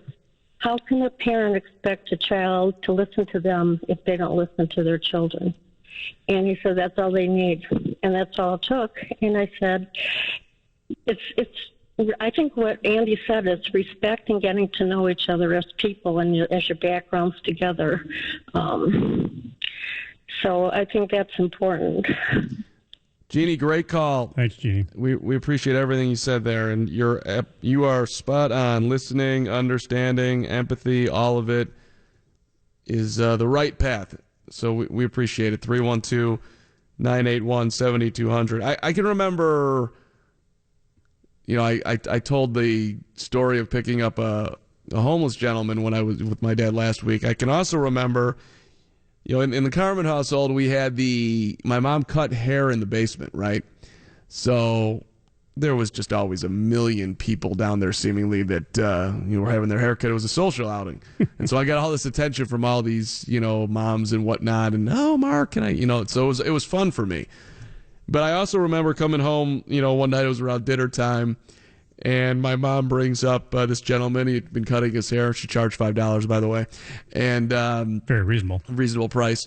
And she was like, Mark, I want to introduce you to someone. This is Mr. Smith. I'm like, well, hello, Mr. Smith. Now I'm like 8 years old. Mr. Smith is a bigot. And I'm like, oh, I guess you will not be coming back to the Carman household for any more haircuts, Mr. Smith. It was very nice to meet you. So I don't know what he said or exactly what went on, but there was to a 7-year-old, 8-year-old, whatever I was, it's like, hey, you look back on it, your money's not wanted here, even though I'm sure we could, use the $5 or whatever, but ain't going to happen, bud.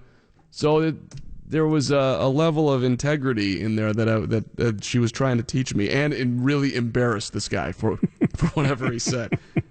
A moment in time to share in these crazy times. Rob in California? Really? Rob in California. Welcome to WGN. Go ahead, 312-981-7200. Hey, guys. How are you today? We're good, Rob. Let's go. Good. Hey, first of all, I just want to say I'm really thankful that you're doing live sports.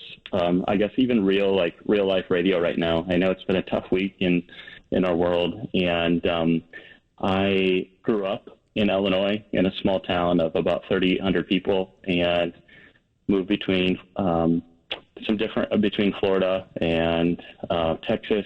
And I want to say that today I participated in a peaceful rally in a small community of about 15,000 people, and it was really kind of moving. And my community, unfortunately, just like the community I grew up in Illinois, wasn't a ton of diversity, and there is not now in the community I live now. But what I found interesting is just to see the way that people welcomed and did a really good job of listening today. Even though we live in a community of 15,000, there's probably only about 500 people that were there participating in this peaceful protest. But I will say that there was a lot of anxiety and fear in the community where I live and where I work. People worried about will outsiders come in from different parts of California, more from Sacramento or Oakland or the Bay Area. There was a lot of fear and anxiety around that. And tomorrow there's supposed to be a peaceful protest or walk from a part of in our community. But I just wanted to say the one thing that I found that was really cool and I think is important is at this rally, people were trying to sign up folks to vote, which I think is so important of all ages. But it was cool to see the way that our young people are, I'm not old, but I'm not young anymore, but just to see young people kind of talk and speak, and they didn't make it political. They didn't, try to bash a president or anything like that. They just shared with what was on their heart. But the biggest thing I think, and I'm echoing what other callers have said that as I've been listening, but I think listening is so important. And in our world today where we are so busy and dealing with all these different avenues of technology and social media, we get so busy that we don't want to sit down and have a cup of coffee like our ancestors had or the people that have gone before us. And so I think I just wanted to kind of share that, is encourage people to sit down and have a cup of coffee with their neighbor, their older neighbor. Sit down and have a cup of coffee with their younger person that they see, or a donut with somebody that they don't maybe know. And I think that will go a long ways. So I just wanted to share that. I appreciate what you guys are doing. Keep up the good work. And, that's all I've got to say.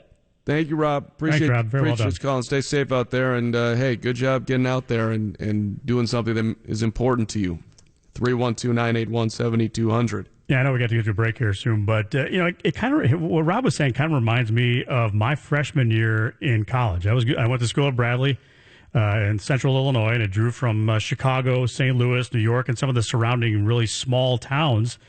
And a lot of guys that were coming to school from really tiny towns had never met an African American person. They'd never met a Jewish person. They'd never met a Hispanic person. And it was really interesting to see and watch how things developed on our dorm floor from the first day of school to the last day of school, and how tight everybody got. And it didn't matter who the heck you were. And it was really kind of cool because the kid from the small town wanted to go to Chicago, and the kid from Chicago wanted to go see how the other guy lived. And it was really interesting. It's that what Rob was just saying kind of reminded me. It kind of threw me back into the Wayback Machine there from freshman year in college. That's kind of fun to think about for me too, because when you throw religion in there, like one of my really good friends, who I went to his wedding, lives out in Carolina. Sega hockey was the thing back then. Oh yeah. So I walk into his dorm room, they're playing, and somebody scored, and he was like, "That's a Jewish goal." And I'm like, hey, you can't say that. And he, I quote unquote, I guess, meant what he said or whatever. But it's like those thoughts and opinions have changed dramatically over time. This guy's one of my best friends. And then I'm thinking about going to, I went to the University of Hartford for a year in Connecticut. And my roommate at the time, Italian, lives in Philly, just different background from what I'm used to. And I go down to stay with his folks for a weekend. Yeah. We're going to go see the Bulls play the Sixers, of course. And I'm going to stay at his folks' place. We're going to have a real Italian meal. Pasta first, then the meat comes in, and his family goes to church every Sunday. That's not my family. I'm going to bed at night. There's a cross over the bed, and I had a great time that weekend. It was a new experience. It was totally Anthony Valenti, great man. Yeah, good stuff. Yeah. All right, quick timeout. Your phone calls are welcome. 312-981-7200. We'll get into what Akeem Hicks had to say as well. Vulnerable Chicago Bear with some interesting thoughts this week. 720 WGN.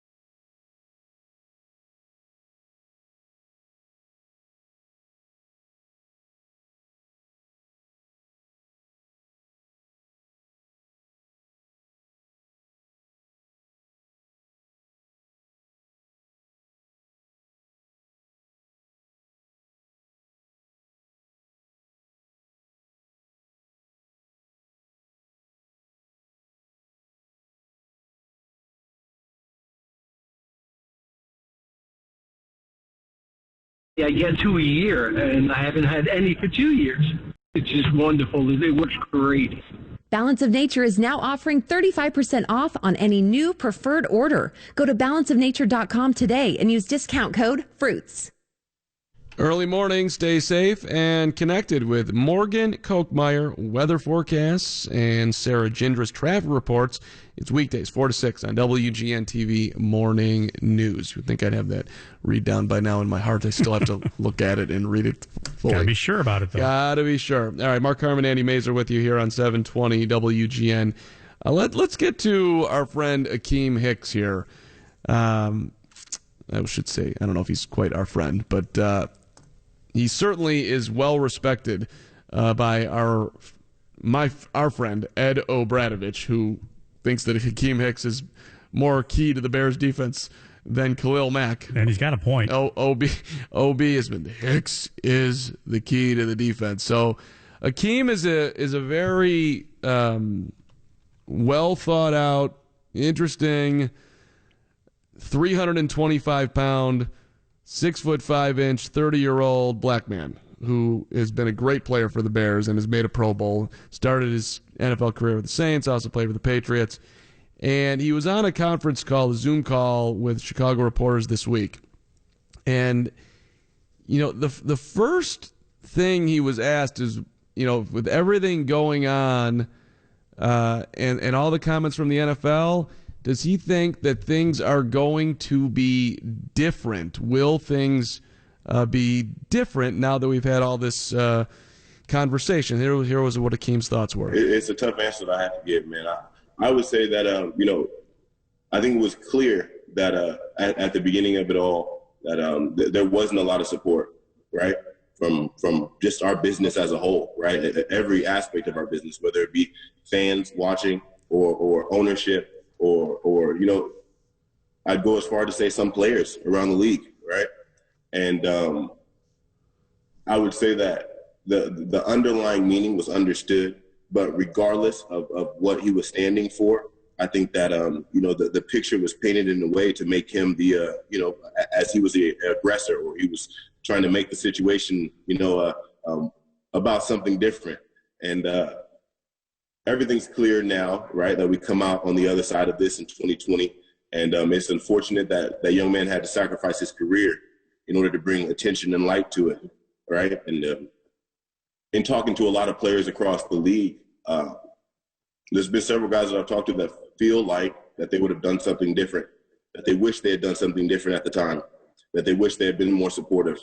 And, for fear of, whether it was their job, for fear of whether it was, blackballing themselves, as it did happen to Kaepernick, a lot of people didn't stand up with him, myself included.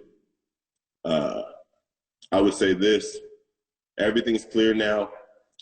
Do I feel like there's going to be an effective change, from our business as a whole? I don't know. Can't say. I've seen a lot. This isn't the first case. This isn't the first time I've seen something like this happen, So a lot of stuff in there, right? Yeah. And looking in the mirror, I could have supported. I could have set out that soundbite a little bit better. That he was.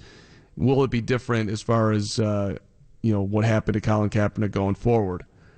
And so he paused, he thought about it, and then he spoke for almost nearly 2 minutes going through it. What was your takeaway? A guy that gets it. He understands, and I think he even admitted in there that he wasn't outspoken enough about the Kaepernick situation when it happened. He didn't want to lose his job. Yeah. So, there is that fear, and there's a decision that a lot of people, unfortunately, are put in a position that they have to make. And Kaepernick found out, basically he was blackballed, whether they want to admit it or not. Doesn't have a job still. Well, they admitted it in form of a settlement. Yeah, but I'm just saying, it never really... But they never really... Right, they never really came out and said it, but, it's really interesting to hear a guy who is as respected as Akeem Hicks is, take that time and be thoughtful and be very reflective on the different aspects of things. You would have thought that he'd be one of the guys that would have been right out of the forefront, but you have to make that decision. What's better for your future situation at that point? And right. Sometimes you have to make a decision that maybe you don't regret, but you wish maybe you would have come out a little bit more on the side of the guy that blazed the trail, so to speak. But and no one's perfect, and he admits that, which is great to hear. Right, and look, he has, in theory at least, a whole lifetime if he wants to be involved in social activism. Yeah. He only has a certain limited window where he gets to play in the NFL and earn that level of dollar, which he can turn into whatever he wants to turn it into. He could, Michael Jordan came out this week, donated $100 million, $100 million over. Now it's over 10 years, right? but $10 million a year. Now, granted, Mike's got a bunch of dough, but doesn't mean he has to use it that way. A, doesn't have to use it that way, and B, it's a significant gesture. $100 million. Let's say he's worth $1 billion. That's 10% of his money. I mean, how many people are donating 10% of their money right now? Pretty large. He deserves a lot of credit for, again, the rubber meeting the road right there. But my point is that if he had done it during his career, well, maybe he doesn't have the dough to give back. So who can really, fault a guy for wanting to continue his career? The Bears had this meeting with Matt Nagy and Ryan Pace are calling this meeting.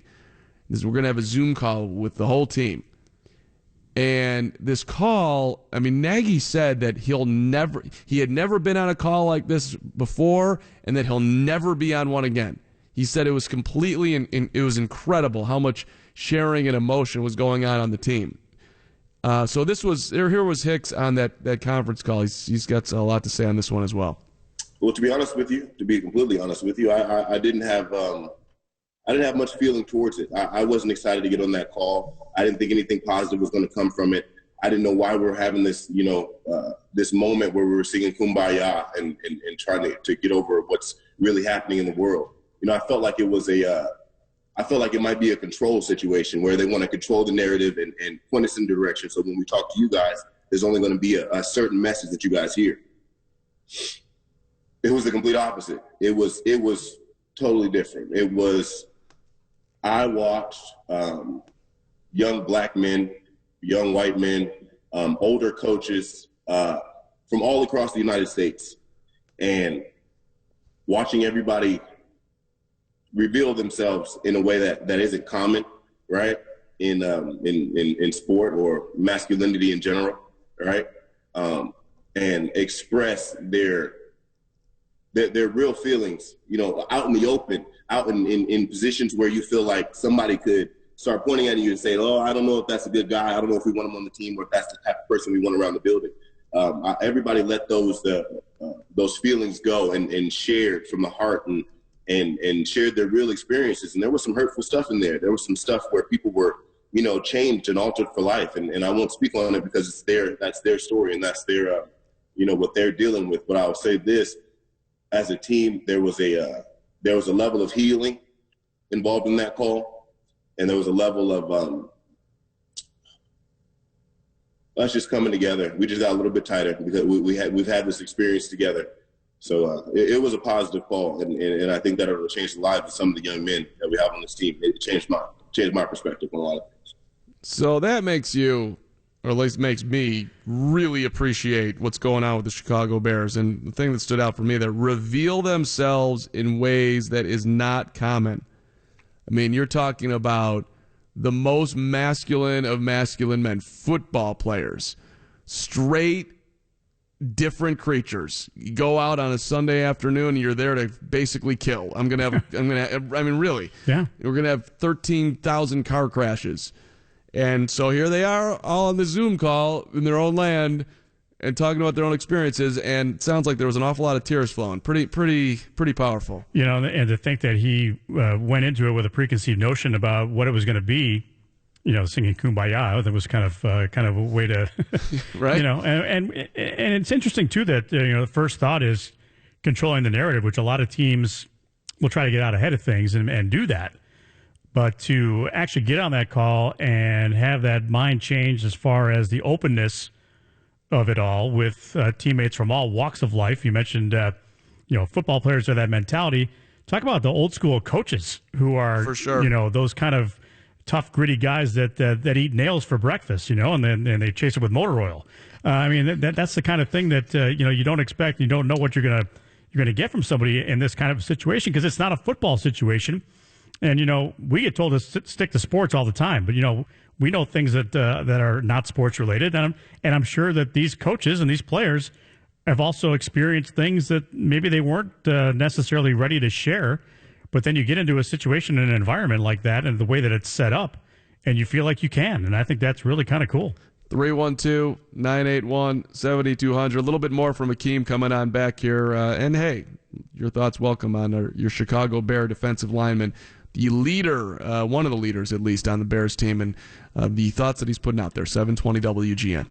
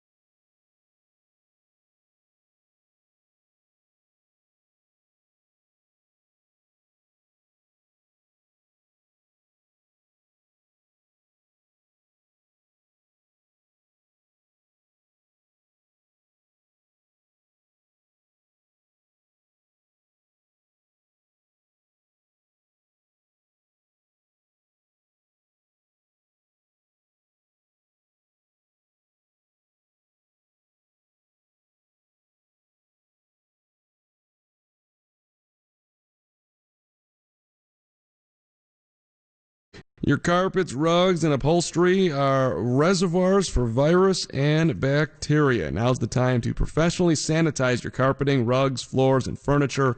Call Executive Carpet Cleaning, and you'll get 3 rooms of carpet cleaning for just $139. Plus, if you request, they'll provide you a free wipe down of all your high touch points with an EPA-registered disinfectant. They'll wear masks in your home. They're taking every measure to ensure the health and safety of your family. They provide a level of clean no one else can deliver by scrubbing and extracting using the world's most powerful carpet cleaning machines.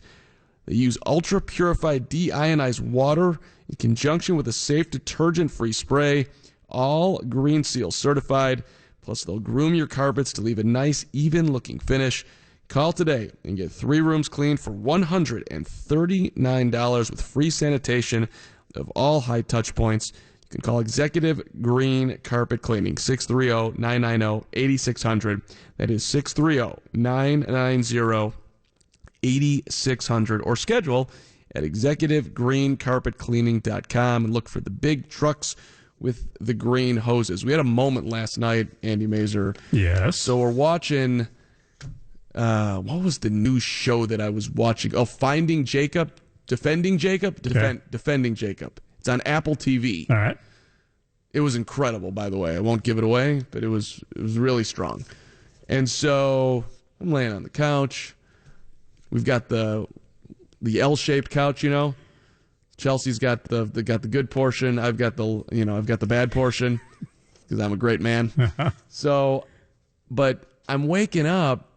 And I look on my right arm, and I've got, chocolate all over my arm, up my forearm, up to my elbow.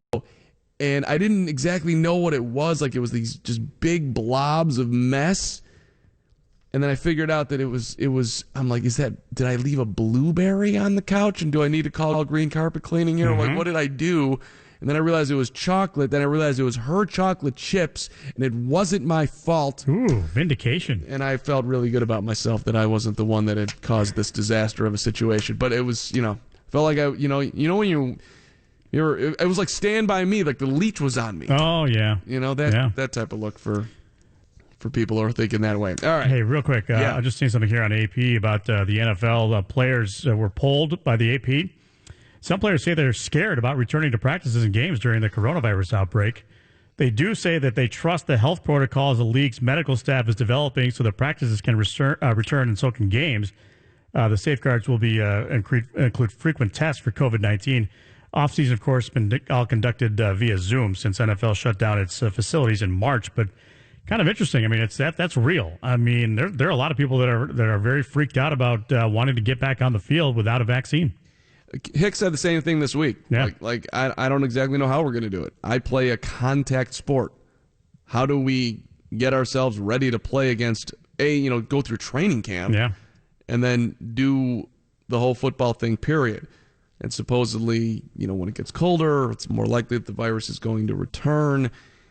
And I'm also hearing a lot of conversation now. Well, look what's going on. There's all the protests. Like, it was all ridiculous that we ever did any social distancing, period. And now, like, you all are hypocrites for being out there and protest. Like, well, it's not the same thing. And I'm also like, I am waiting for. There's got to be there's going to be repercussions for this, said it's right? June 8th is the day. June 8th is the day? Yeah, because I think it was 14 days would be June 8th. Well, and we'll see. But it's clear that people have, I don't know if it's had enough or whatever. But like last night driving around, I don't know if you saw the same thing or just walking around the neighborhood. I'm passing by one restaurant. It's packed, people sitting outside, and there was a ton of people waiting. No one's wearing masks. Everyone's just hanging out. So I think there's a level of comfort right now that's going on because people are seeing so many people out, and we're not hearing a whole big spike happening. So there's and fingers crossed. Yeah. I mean, really.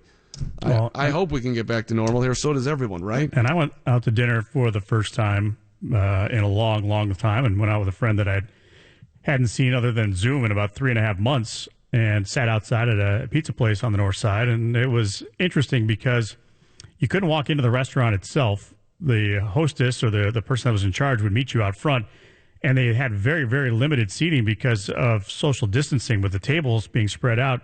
So you basically gave them your phone number. They called you when a table was ready. And if you weren't there, they went to the next person.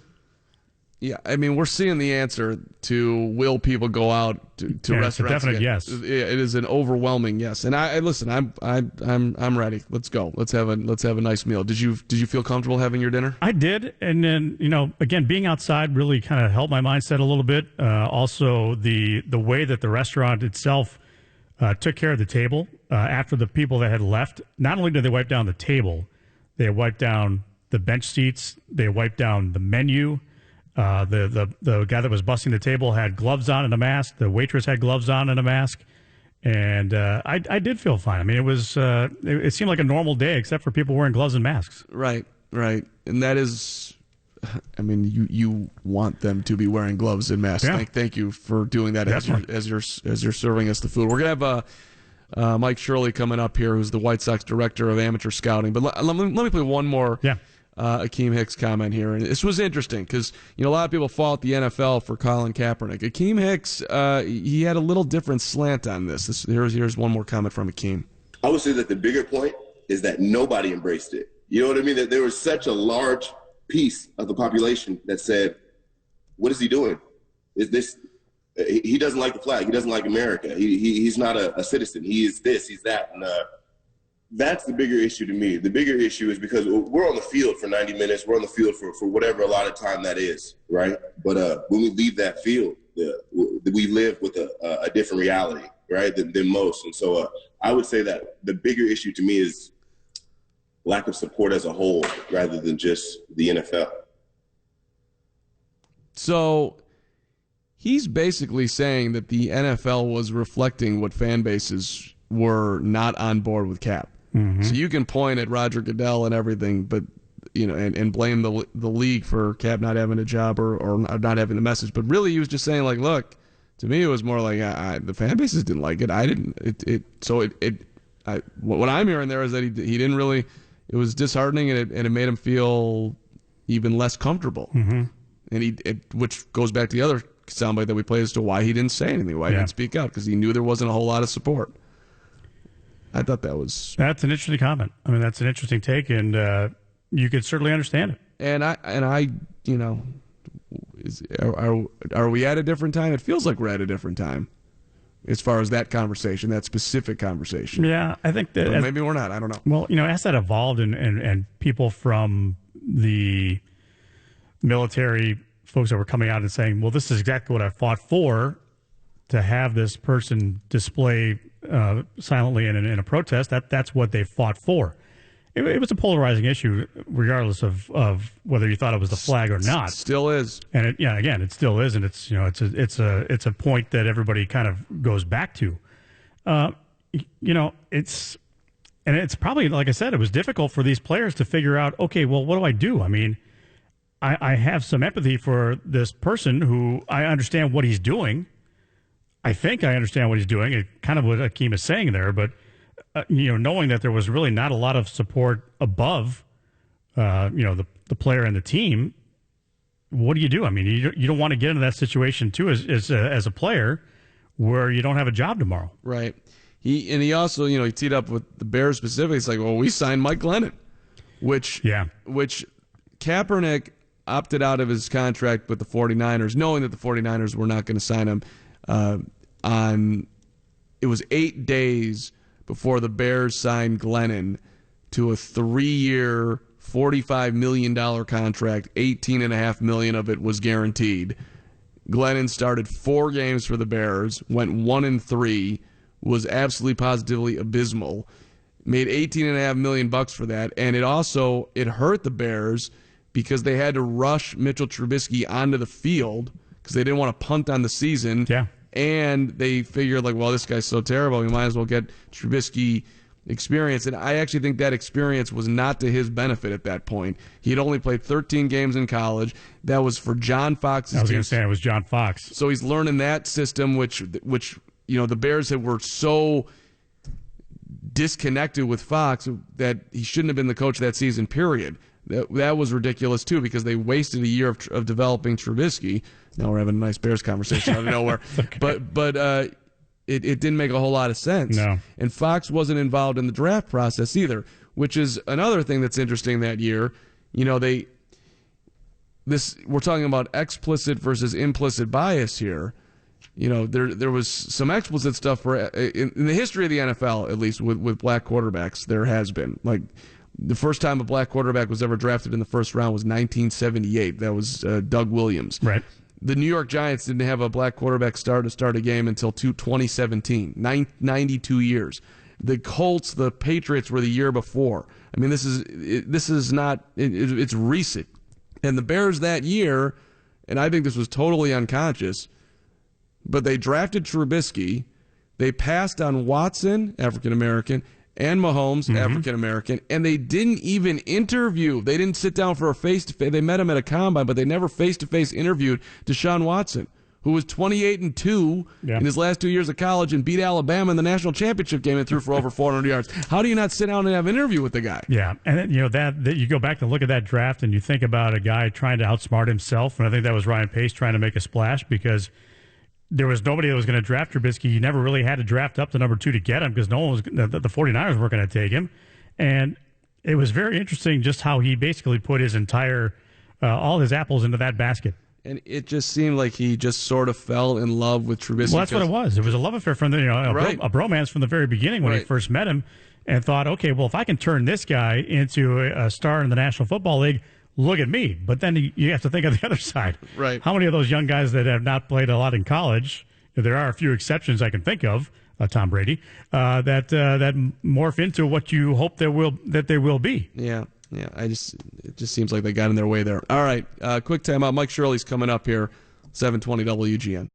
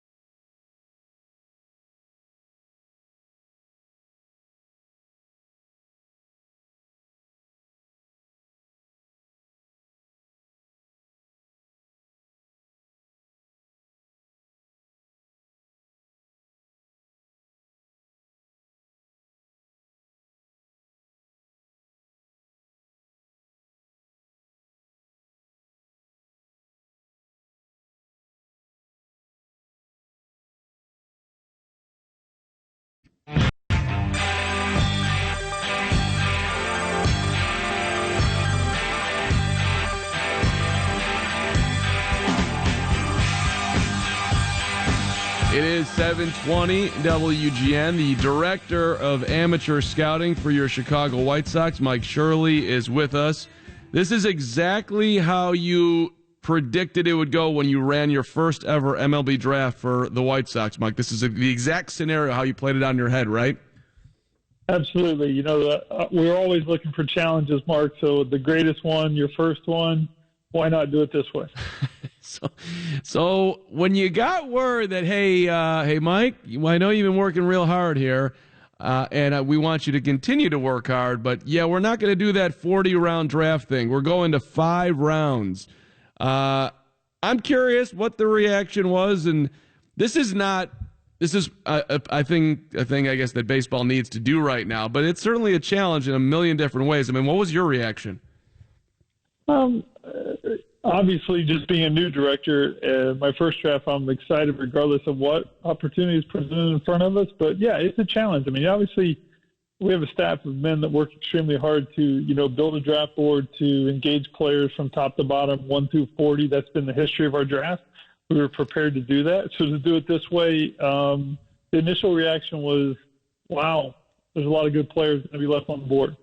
So obviously Major League players come from all specters of the draft. So, we were hoping for at least 10, but we got 5 and we're ready. Let's go get 5. Yeah, right. You got to deal with what is. I get it. But then you look back in White Sox history, Mark Burley, 38th round, Jim Thome, 13th round, Jermaine Dye was picked in the 17th round. The rules, Mike, are that you can sign anybody after the draft, but you can only pay him $20,000, and every other team in baseball can do the same thing. Are you basically expecting that most either high school and or college players will just go back to school and not sign up with clubs if they don't get drafted? No, we do not expect that. There are players that are, going to take on this challenge of taking $20,000 and moving on. Obviously, there's more to that premise you can offer them, because you can offer the college scholarship plan. You can offer incentive bonus plans as a part of, standard contracts that we can offer players as well. So think of it like this. If you're a freshman at a junior college and someone's offering you $20,000, obviously the education for 3 more years can be a part of the contract. So for a lot of that, that's very appealing to young people, especially the cost of education today. So obviously it can be very appealing to families that these players, after their career is done, whatever that time frame may be, hopefully after 10 years with the White Sox, they have the option to go back and finish their degree. So. Okay, I was not factoring that in. You guys can sign someone and guarantee their college either before or after? I mean, could you sign them and they could go to school and then come to the White Sox? No. Once we sign them, they would be White Sox property. But we do pay for education as part of contracts. That's what some of the enticement is part of being a prospect is. We're buying these kids out of school, so that's always been a standard procedure in contracts. Interesting. Okay. All right. I'm getting a little window here into perhaps what the recruiting will look like. I mean, that's what it's going to be, right? You're going to have to do some recruiting. Hey, absolutely. This is a great organization. I mean, feel free to give the pitch here, Mike. I mean, what can be better? I mean, I think it starts at the top with us. I mean, there's no greater owner in this game than Jerry Reinsdorf. There's the leadership between Rick Hahn and Kenny Williams, and the assets of Jeremy Haber and Chris Getz running player development, where this thing is going, the new lab in Arizona that we have both on the hitting and the pitching side, the direction this organization is going. Who doesn't want to be a White Sox today? We're locked and loaded, and this place, it's ready. You should want to be here because it's special, and it's top to bottom around here. Hey, Mike, I'm really worried that you guys have a lot of good young to elite young players that I'm never going to get a chance to play. What would you say to that?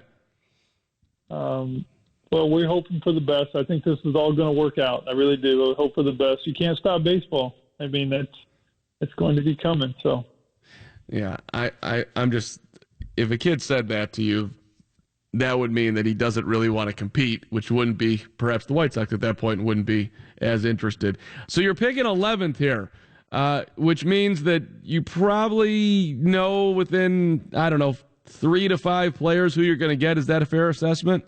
Yeah, I think we're down to that in that neighborhood now. I think that after the last couple of days, we feel pretty good about the individuals we'll be looking at. And, but it's a different environment. That's been the hardest part is like, what's it look like at the top of the draft? I think when I look at some of the mock drafts, I think they could be way off at times. Just because it's a different environment. You didn't get to scout the player and be in ballparks to kind of get a feel for what some of these players may slot into it. So it's a little bit more unknown than ever before. I see where I'm reading here that you guys are having 7-hour-a-day Zoom calls, and we're all doing the Zoom thing. I find it confronting just to sit in front of the computer and just stare at somebody. And so when you're trying to talk to these guys, are you looking for, you can't figure out as much, but are you looking for eye contact and things like that? Because it's a different sort of intensity to a Zoom call. I don't know if you agree with what I'm talking about, but I find it to be just something that I don't feel used to, at least, and now even 3 months later.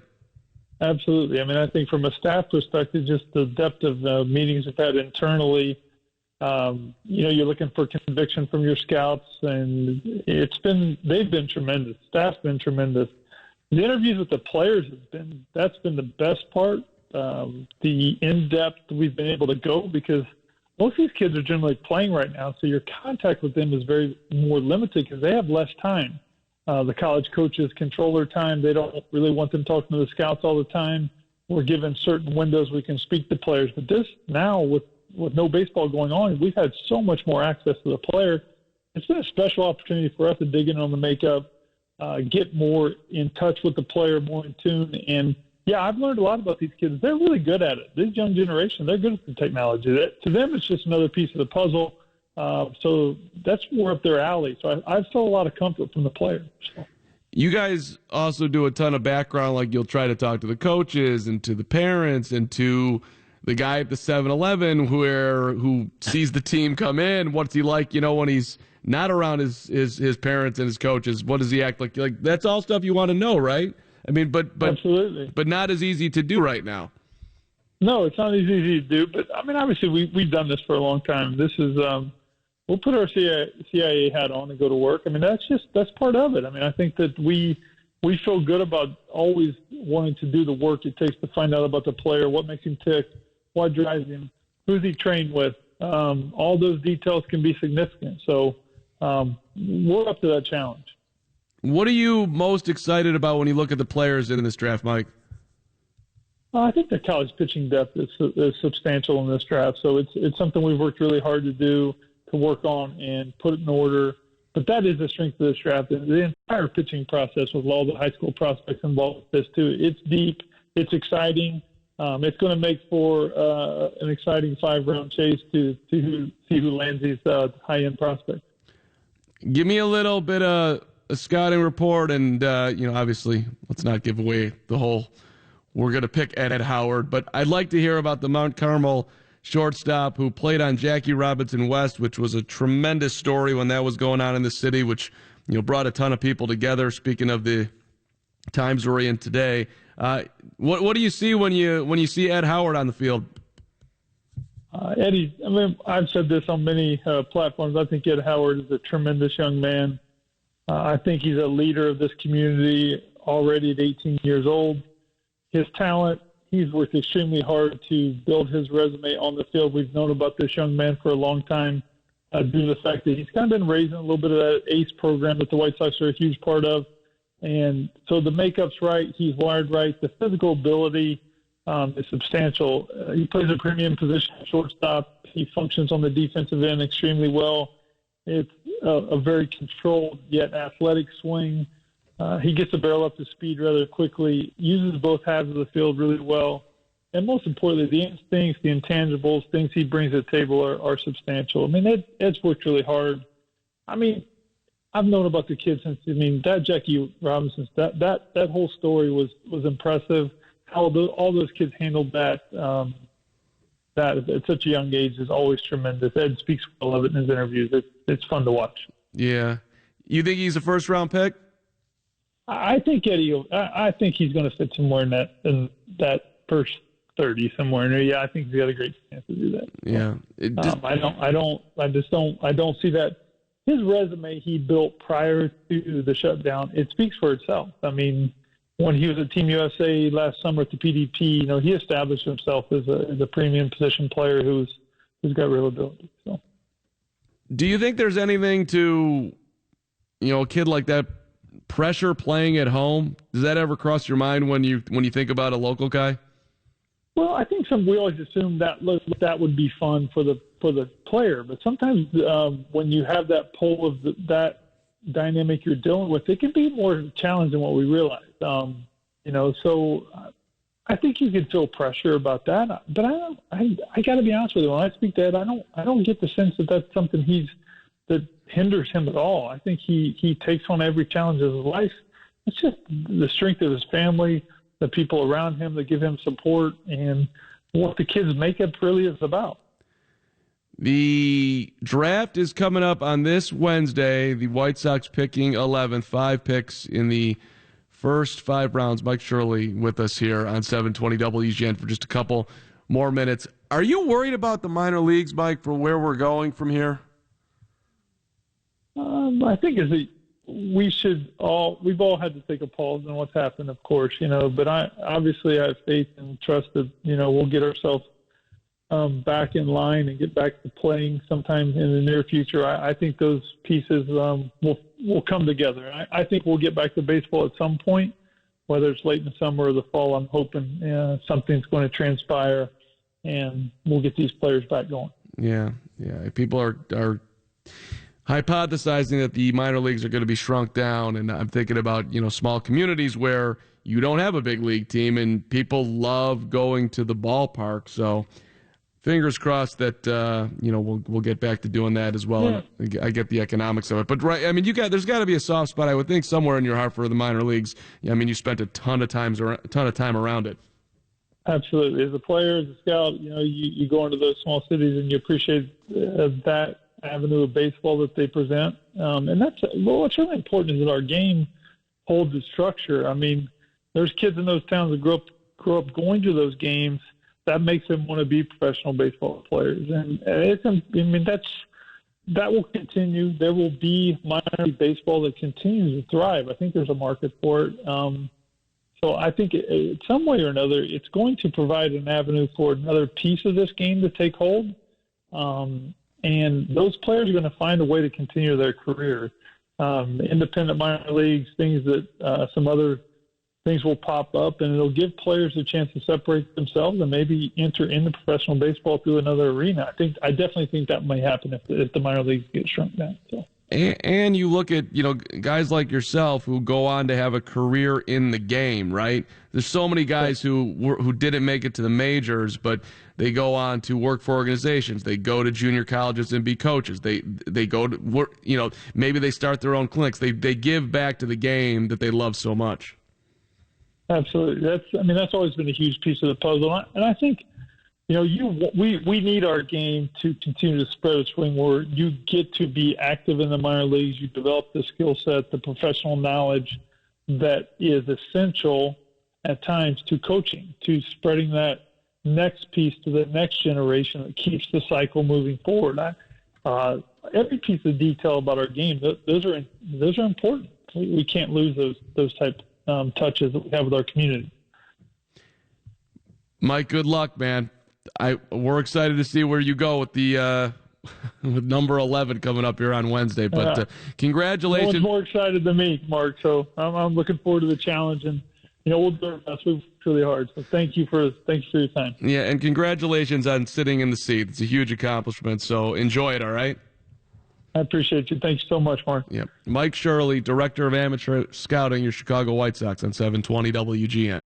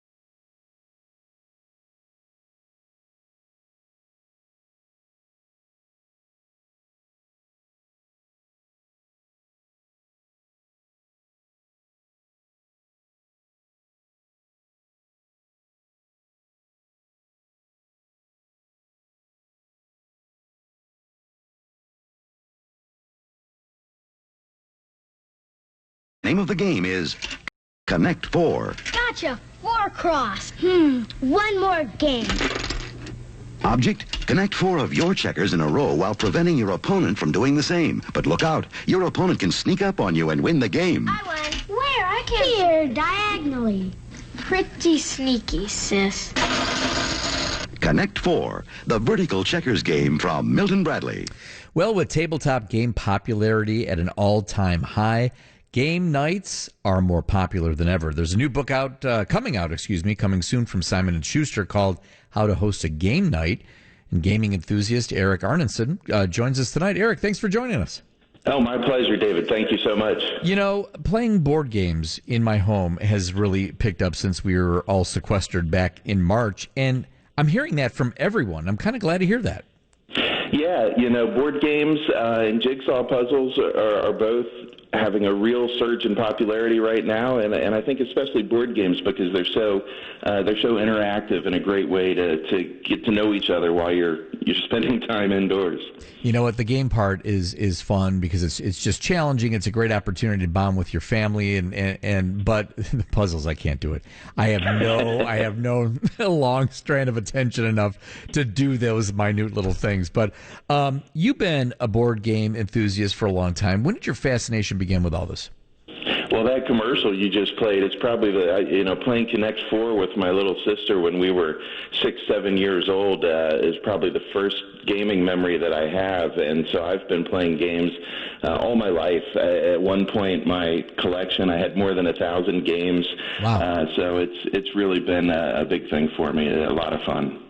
You know, if going through the games themselves, like, I've got a list here, and I'm going to talk to you about each of these games, but I've got a list of like what people have considered like the top 50 board games of all time. Growing up in Wisconsin, and on rainy days or maybe outdoors at night,